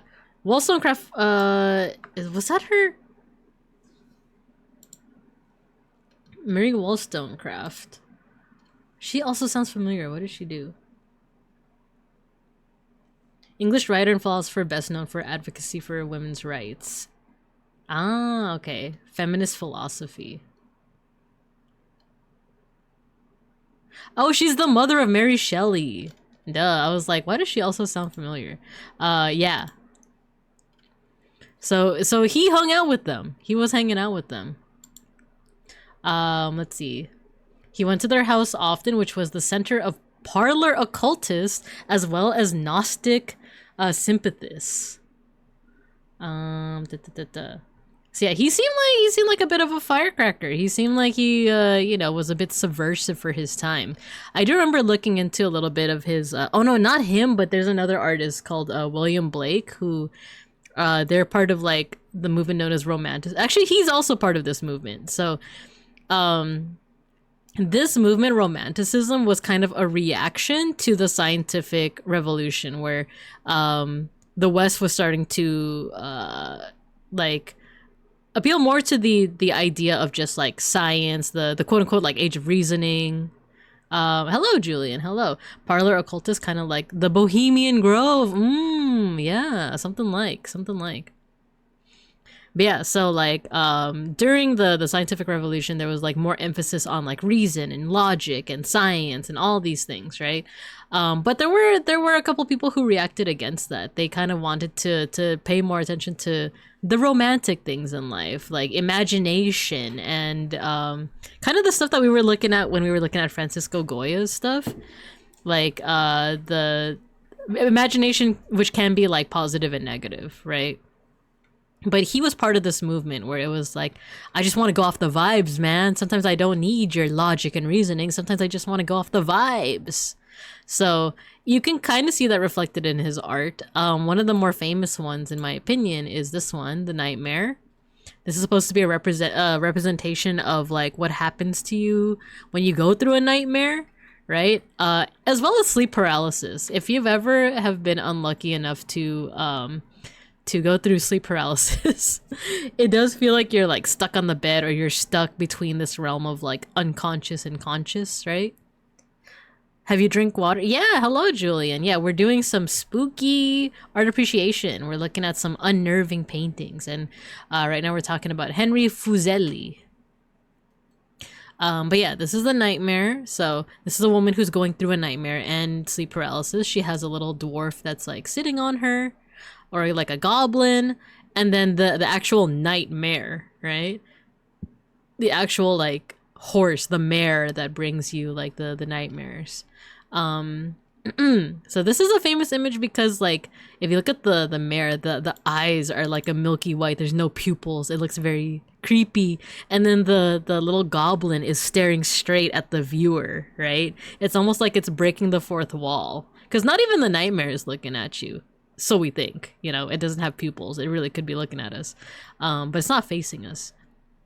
But the goblin is looking at us, and it's almost like gazing right into you, the viewer, into you. That's right. So we're not going to go into a lot of detail for that one. Give me a second, I'm gonna mute.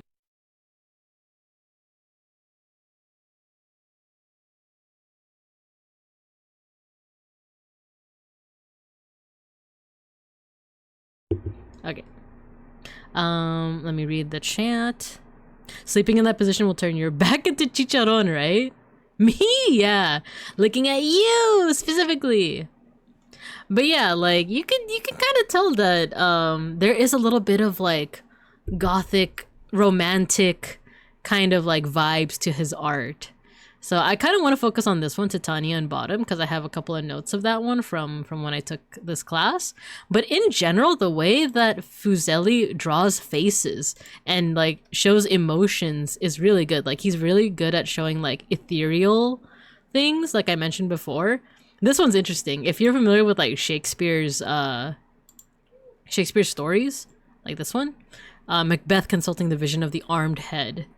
And the creation of Eve from Milton's Paradise Lost. This one's interesting because like it's like the three. I always confuse freaking Hamlet and Macbeth, but I believe this is when Macbeth is going to like the three witches, right? And then Merrick Ishtar, hello, thank you for the raid. Yo, you had special events. What were you doing on this spooky Hallows Eve? Hello, hello, hello. Spooky. You said the M word. Halloween spooktacular night. Nice. Yes, thank you for the raid. Hello, Merrick. How you doing? How you doing? Bunch of free indie games. Oh, cool. Nice. We're currently doing some. Oh my God, Merrick Ishtar from Hit Anime Yu-Gi-Oh, right? The M word curse. Wait, what did I say? Was it just your name? Was I not supposed to say your name, or did I say something different? I didn't catch myself. Oh, I know what you mean. No, I know what you mean. Yeah, I'm not supposed to say the title of this play. The title of this play. Yeah, I know what you mean.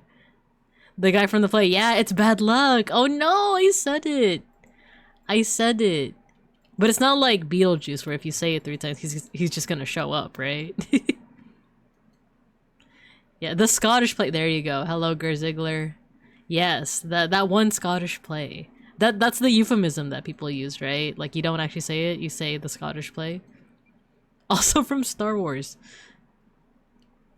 Played a murderer? I played a murderer for my high school production. Nice! You know, I was just thinking of like when I was in high school. Only tangentially related, but when I was in high school, I was in our school's production of Grease. Not the country, but you know, like Grease Lightning! But I was just like reminiscing on that earlier, so it's like funny that you talk about like high school production. You can't say bee juice 3 times because if you say bee juice 3 times, then oh, I almost said it. See, that's why I'd be saying the bee juice. But yeah, we're doing some art appreciation, some spooky art appreciation. We're looking at artists with a little bit of unnerving, you know, feel vibes to their art. And right now we're looking at the art of Henry Fuseli. If you guys have to do any post-stream care, if you have to raid and run, no worries at all. But if you want to stick around while we talk about these 3 witches pointing at a disembodied head, feel free. So yeah, this artist is just really good at like expressions and drawing like ghostly figures. Oh, Phoenix Audubon, hello, thank you for the pet. Grease Lightning? Like in Diabetes? No, I'm gonna play the song for you. It's are you guys familiar with Grease? Not the country, the play, the musical? It was written in the 70s, but it was written out of nostalgia for the 50s. It's a classic. Now actually we need Grease Lightning. Here you go. With John Travolta? Yeah, I actually don't think I ever actually watched the movie. Cause I was just like in the I was just in like my high school's production of it.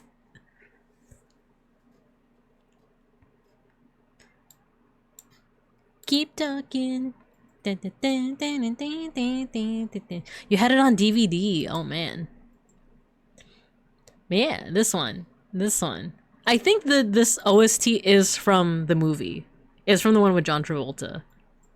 Go Grease Lightning, you're burning up the quarter mile. Grease Lightning, go Grease Lightning. So I was in my school's production, but I was just an extra. I was just like a background character. Like I was one of the like chorus members, you know? Like depending on the scene, I was like a backup pink lady, or I was like the nerd that they bullied, or I was like like in what was it, beauty school dropout. I was one of the beauty school dropouts, you know? Like, or one of the beauty school students. I remember like my role specifically was like my very first like scene when I was in the high school production is I was just like a random student who like I was sitting at a table eating, and the pink ladies would come and basically like shove me and like my another student out, right? And I remember like our drama teacher being like, Binka, you have to like be convincing, like don't just leave because they're there, leave because you're intimidated by them. And I was like, I'm just an extra. Why are you yelling at me? Why aren't you telling the pink ladies to be more intimidating? But anyway, let's get back to the point and laugh. Yeah, point and laugh as like the witches are telling Mbeth over here to point and laugh at the disembodied head. But yeah, like this artist, I think he's really good at just drawing like ephemeral things, ghostly things, things from the imagination. This one's interesting. The creation of Eve from Milton's Paradise Lost. So I've never actually read Paradise Lost, but I do know that that's where we, as like Western society, got the idea of like Lucifer as like the fallen angel, and then the same thing as like the devil, right? So it's really interesting, like the way that this guy draws faces. There's something so like unnerving about it, right? Like the bodies are drawn like very well, like good proportions and everything, but the faces are so like creepy looking. And I don't mean to say bad at all, not bad, but he draws them like it's like skillful, like how he does it. The night hag visiting the Lapland witches.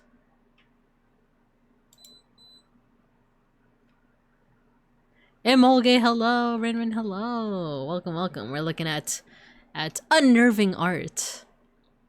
So let's see here. There was one that I remember seeing when I was in my art history classes, and I remember like there was something about it that was just like I didn't like how the face looked. As in like it like unnerved me. I think it was Henry Fuseli, Milton dictating to his daughter. It's this one. So this painting by Henry Fuseli depicts 17th century English poet John Milton, who became blind in his 40s, dictating his epic poem Paradise Lost. His daughter transcribes his words while another woman listens intently as she sews. A forerunner of the Romantic movement, Fuseli created drama through chromatic contrast. A cool light illuminates the rosy-cheeked woman and casts deep shadows around Milton's ghostly figure and face. Fuseli created this painting for his Milton Gallery, a self-run enterprise that showcased the artist's Milton-inspired works. While this entrepreneurial venture failed commercially, it raised Fuseli's prestige and visibility as an artist. So I remember learning about this one when I was still in college, and like just being so unnerved with how Milton's face is drawn. Cause like, look, it's so like ghostly. And like, bro, the only thing is like, bro's just like blind. He's not like dying, but it's like... But the way that the face is drawn, yeah, right, Emolge, like it's kind of scary. It's like ghostly. I think it's because he's also so pale. Toad's not a ghost, right? And it's like I said, like he's not dead. He's just blind. Like you can still live a very full life if you're blind. So it's just like he has a way of showing like the like ghostliness of it. The face doesn't match the handshake. Oh, you're right. Yeah, it's a little bit more like flesh colored here. Well, here it's almost like lacking any kind of like vitality. He's not pale, he's British. That is how it be. That is how it be. So the one that I wanted to like specifically focus on is this one. This is Titania and Bottom from A Midsummer Night's Dream, which is a comedy by Shakespeare. So it is meant to be comedic, but the way that Fuseli drew these figures is, once again, I keep overusing these words, but it's unnerving. It's eerie. Because, like, it's the use of shadows. Like, everyone's kind of cloaked in shadows. And I'm actually hiding kind of like the creepiest part of this one. But they're cloaked in shadows because they're supposed to be fairies, right? And, like, if you think of how fairies are portrayed in, like, you know, like Disney and like various pieces of Western media, sometimes they're like, oh, they're so like you know, fanciful. They're like fantasy oriented. But if you think about how like the fae, like fairies in like history have been portrayed, like these are spirits that are not meant to be messed with. Like, they can ruin your life, like, kind of thing. So it kind of fits that Fuseli has chosen to show this, like, kingdom of fairies in, like, darkness. Kind of, like, ephemeral, kind of, like, transient. Like, they're here, but they're not. And there's something creepy about them. Because they can, and they, like, even though they seem, like, very jolly and very, like, hee hee hee, like, they can mess your life up. So I'm gonna scroll down to, I think, what the creepiest parts.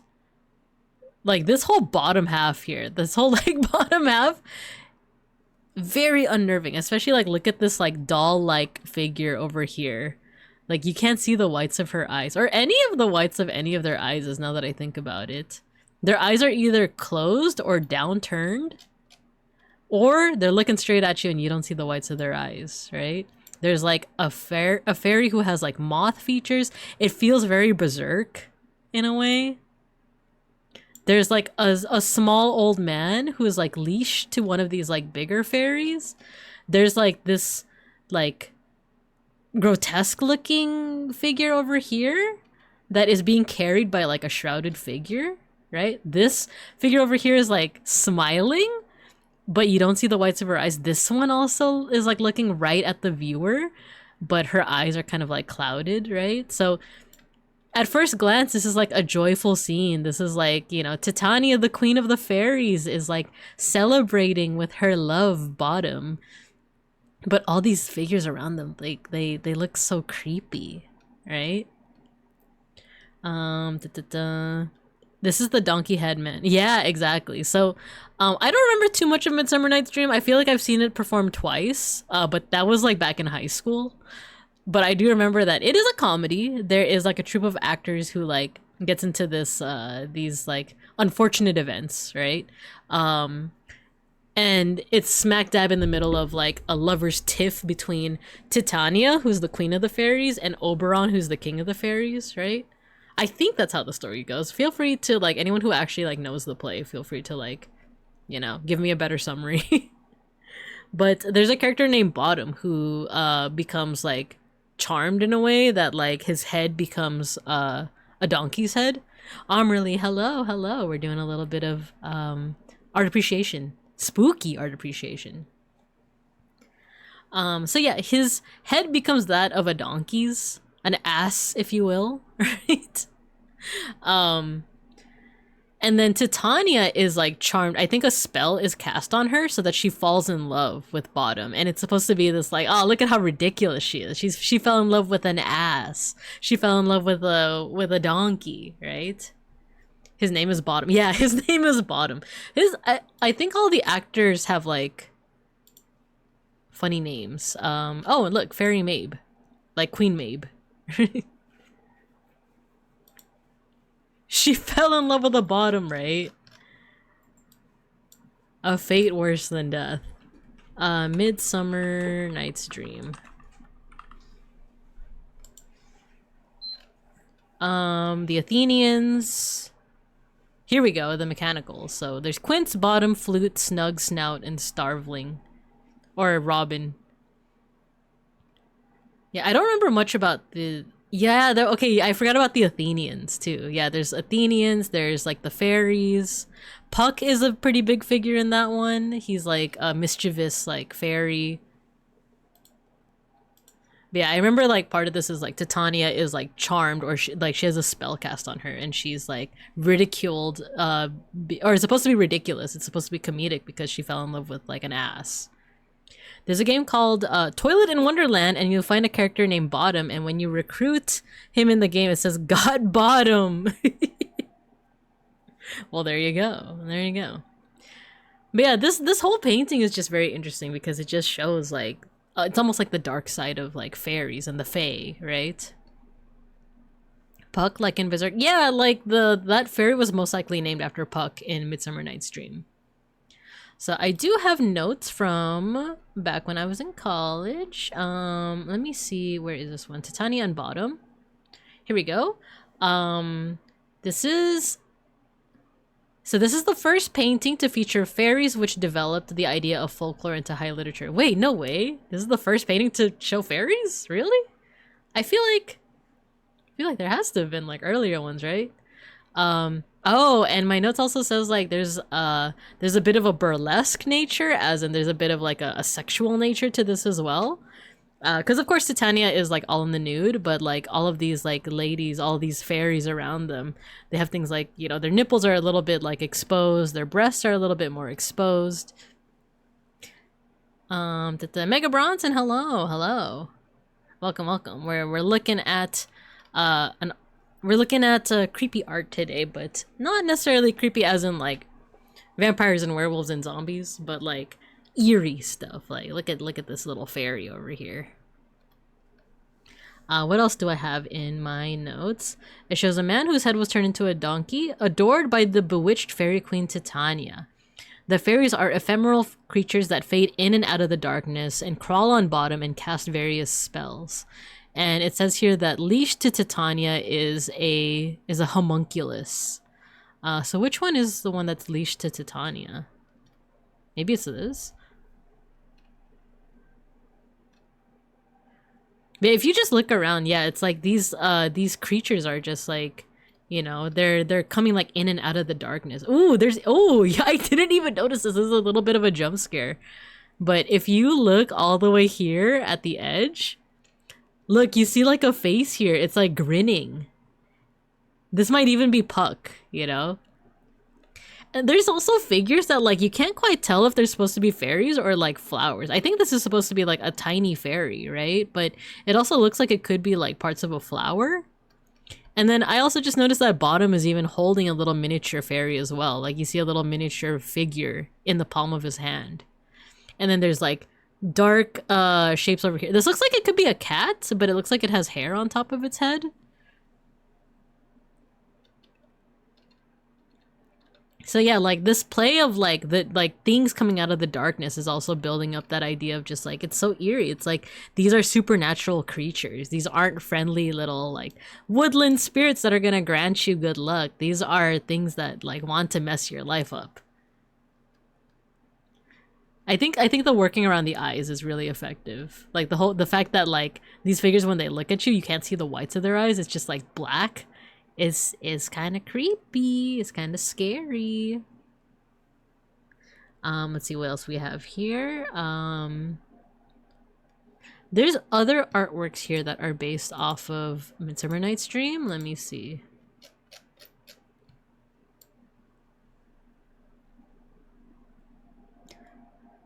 I think Titania and Bottom, Percival. Oh, here. This is Puck. Or Robin Goodfellow. There's another artwork that shows him, though, with, like, a stranger, angle. Let me see if I can get that one. Fuseli, Midsummer Night's Dream.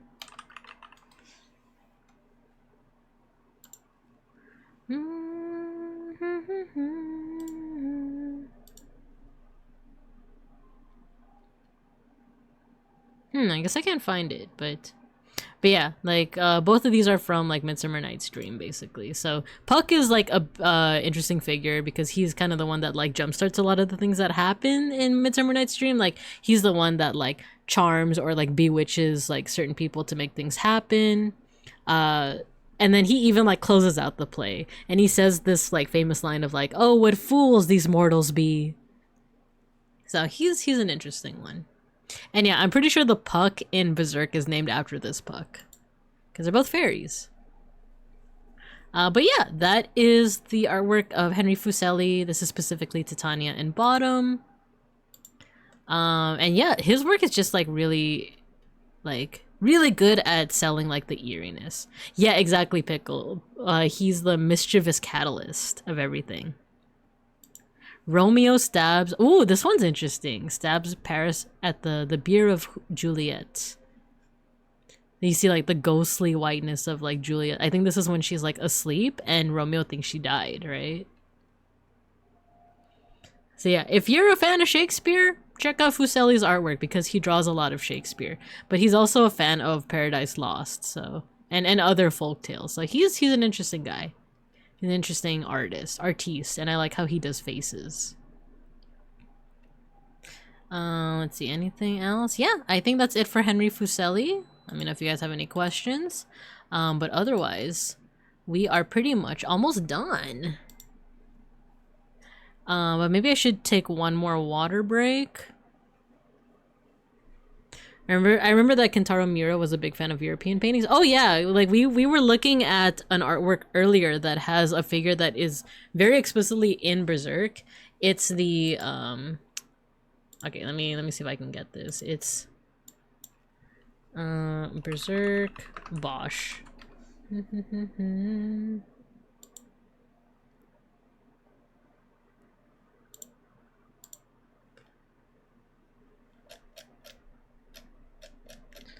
Alright, give me a second. I do feel like Kentaro Miura is also like someone that should get their own art appreciation session. Here we go.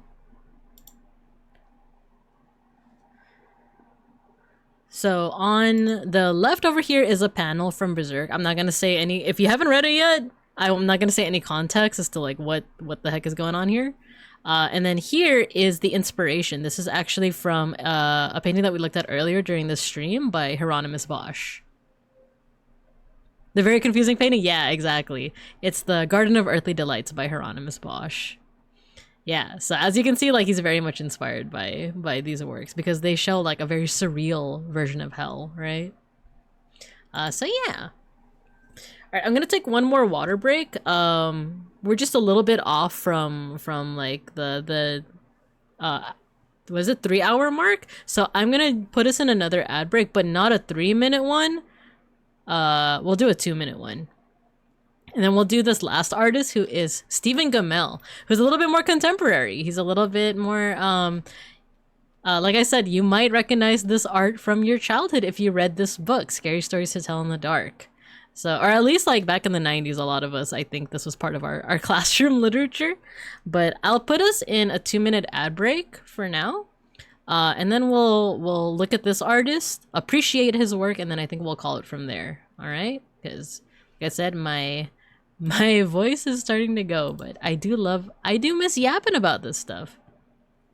Why does it look like he's pooping out of his butt? He might be. I love those, right? All right, 2-minute break. Let me put you guys in. Oh, what the hey? Since we're talking about Bosch, we'll put you guys in detention for a little bit. You didn't do anything wrong. I just think it's funny.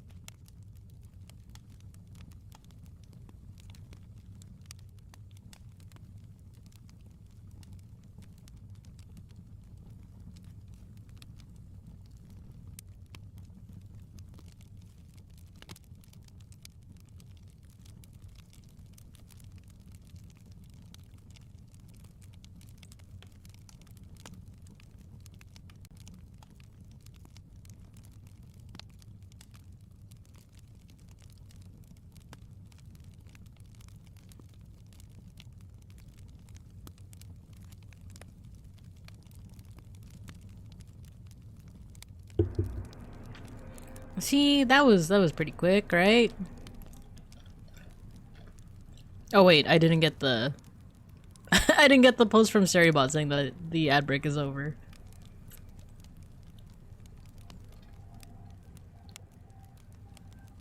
Oh, maybe are you guys back from the ad break? Maybe Seribot is used to like the 3-minute ad.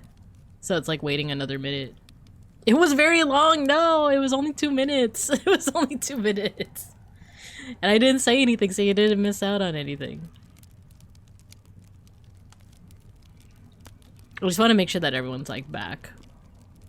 I wouldn't want people to like be coming in from the ad break and being like, oh no, she's talking. So in that case, I'm gonna take a couple more sips of my water.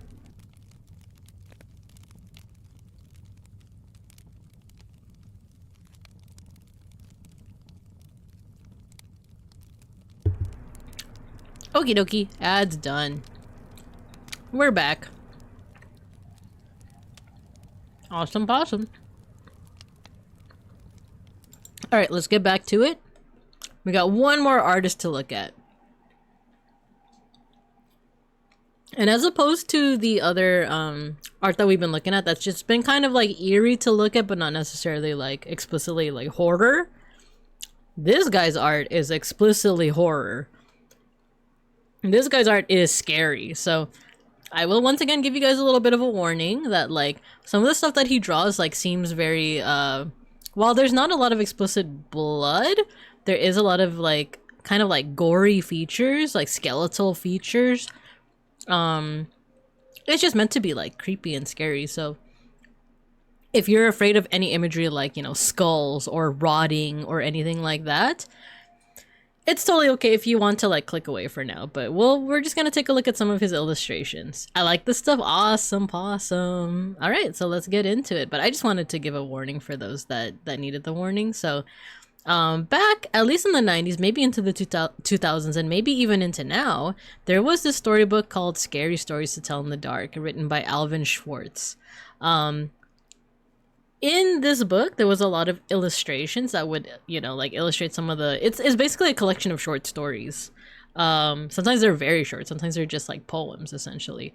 Think of... oh, what was that one? What was that one like poem book? Sidewalk to the End or something? Sidewalk... Where the Sidewalk Ends. Think of that. Think of like this one, but like the dark version. Whereas like this one is like kind of whimsical, sometimes somber. This one is like creepy. I keep forgetting the name of the author, but he made I Have No Mouth and I Must Scream. I wish I had the book. Oh, yeah, I Had No Mouth. Oh my god, who, oh, it's by Harlan Ellison, but I've definitely heard of it. I've listened to like summaries of it, but I haven't actually read it. Yeah. The Sidewalk Ends With You. Roald Dahl. I remember I read The Witches, I think, when I was a kid. Or rather, I think our teacher read it to us. Harlan Ellison says Google. Yeah. I don't know why I thought it was like I don't know, like another name entirely.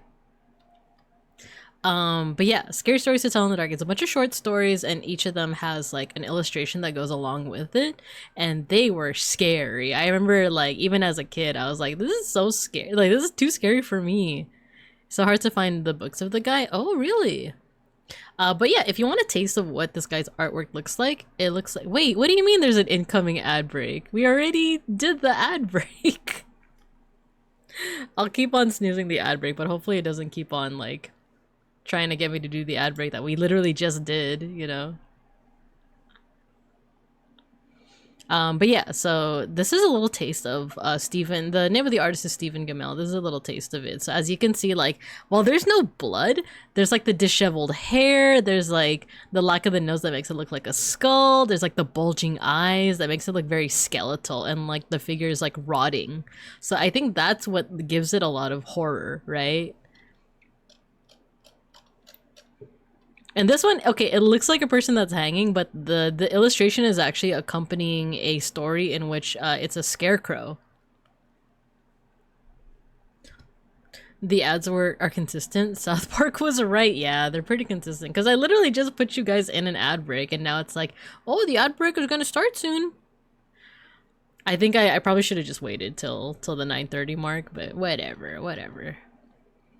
Harold, I don't remember the story for this one. I remember the story where there's a girl who like is dared to go into a graveyard, and she thinks that like an arm is like reaching up to her, but she actually, oh my god, how did the story go? It was like there's a girl who was like dared by like a group of girls, I guess, or something like that, to go into a graveyard and stick a knife into a grave.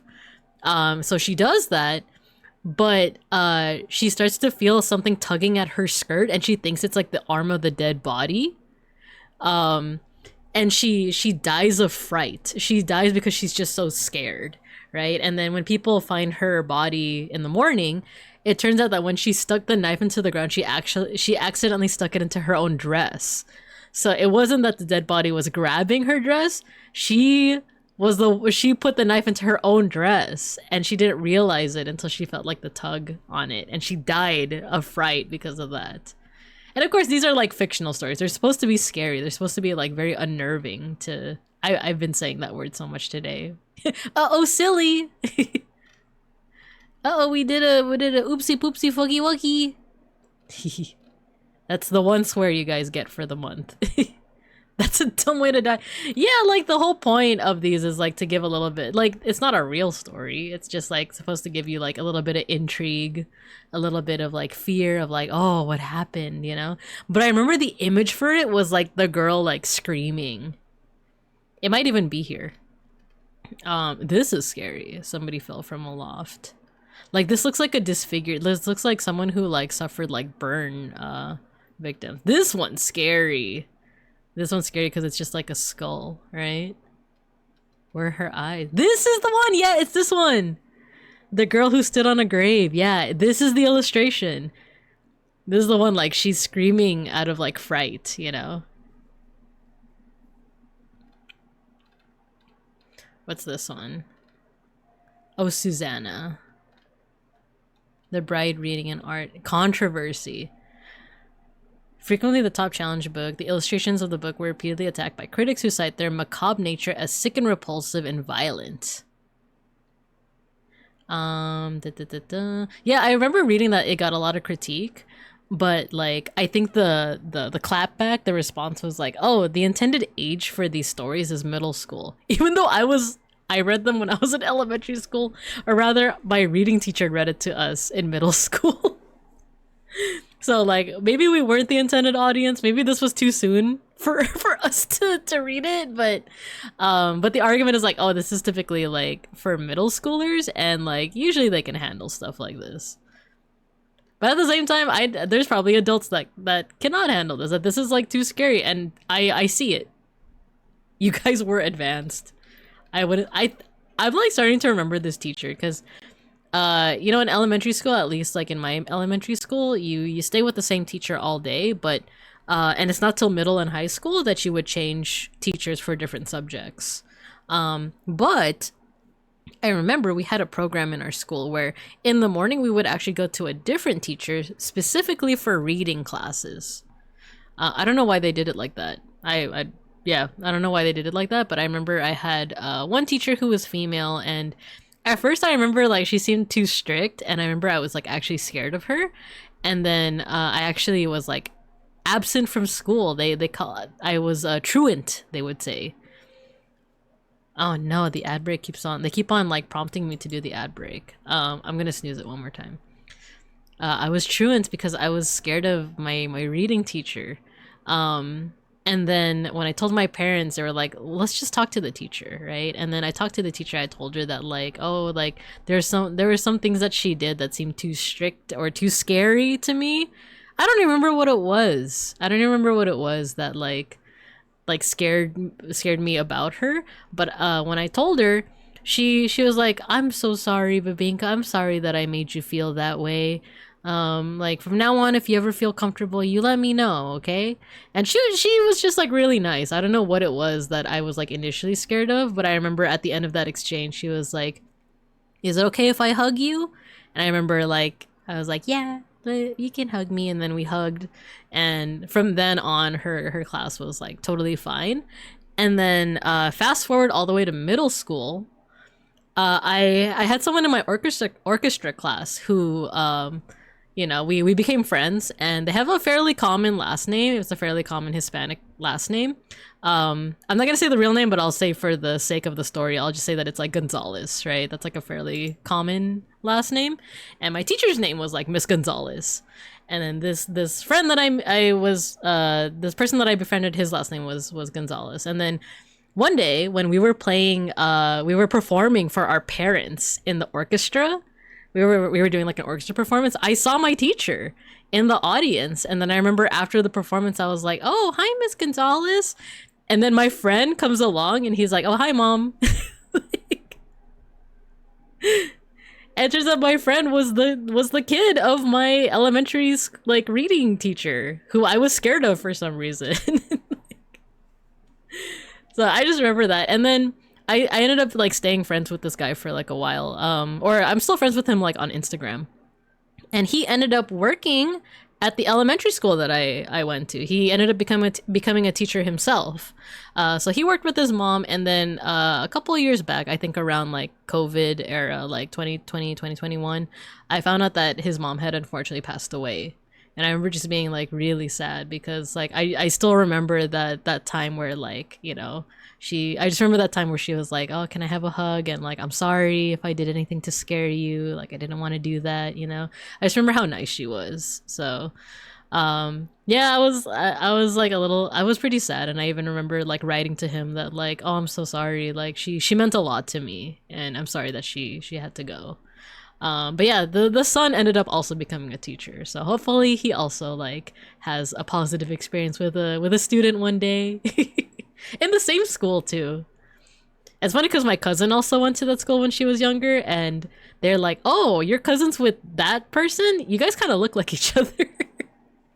Condolences. Thank you. But yeah, it was what's funny is that that isn't the teacher that read us scary stories to tell in the dark.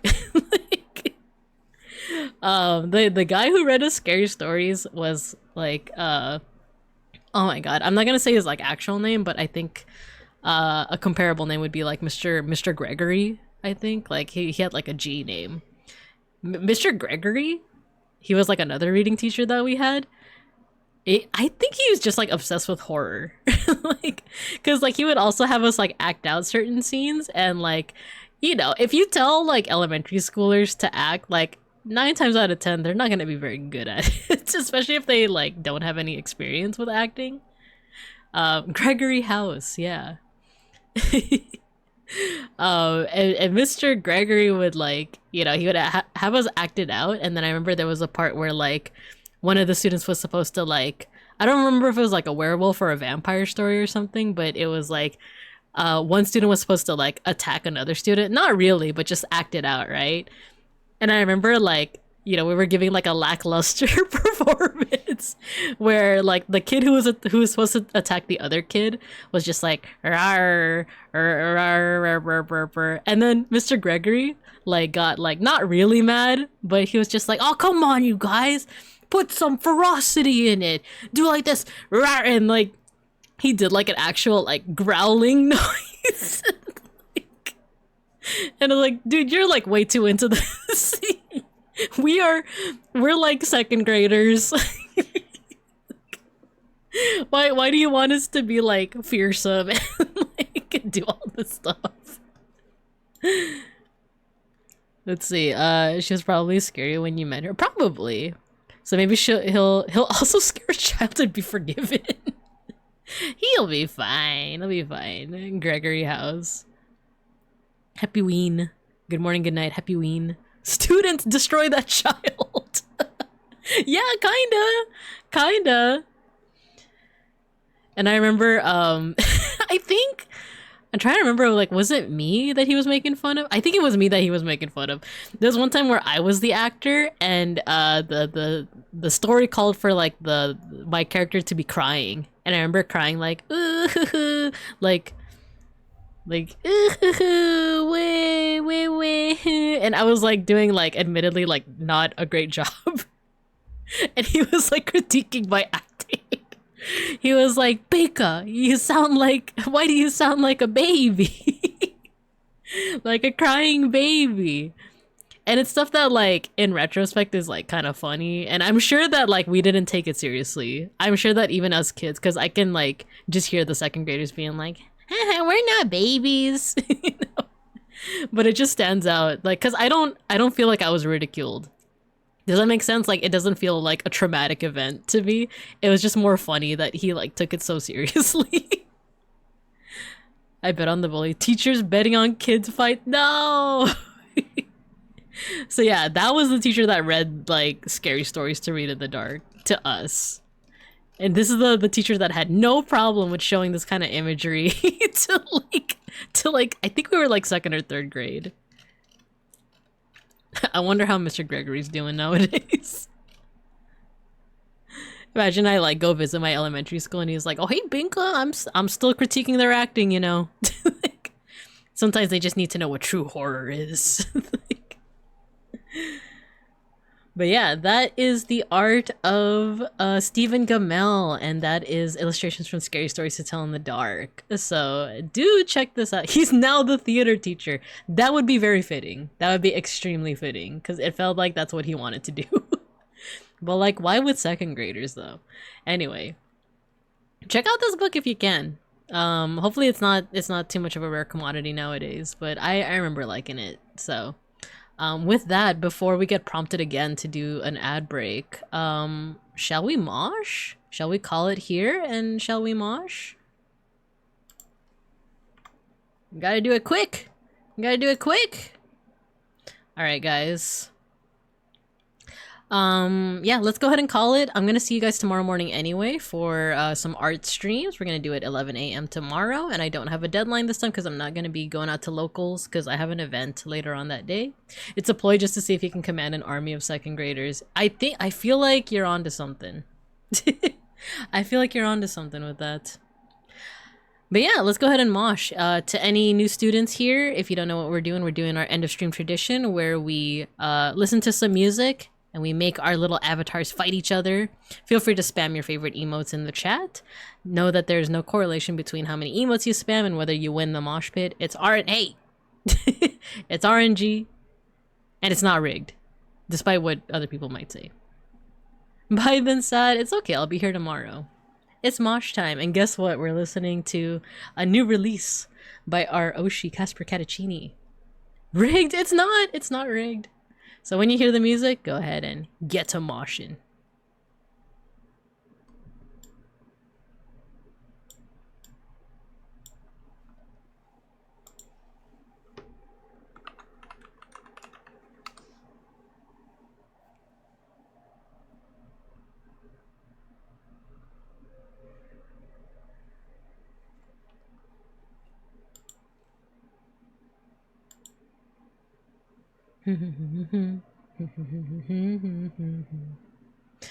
I like hearing Casper speak Korean. I think it's kind of neat. Dude,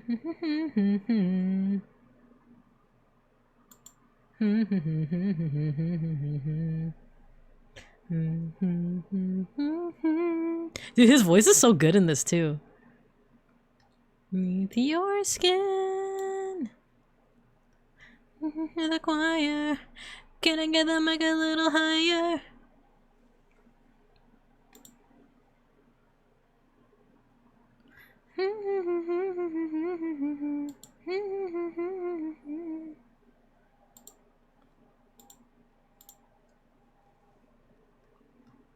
No, the ad break's gonna start. No, we were trying to prevent this.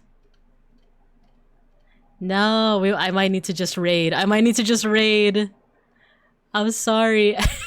No, not me winning the mosh pit, bro. We're gonna raid into. I'm sorry, we can't finish the whole song, but do check it out on your own. We're gonna raid into Gadrian. We're gonna raid into Gadrian. I'm sorry. I just don't want you guys to get caught in the ad break. So I'll see you guys tomorrow. I hope you guys have a good morning, afternoon, and evening. And as always, I'll see you guys when I see you guys. She's running from her crimes now. Alright, I'll see you tomorrow. Bye. We raid.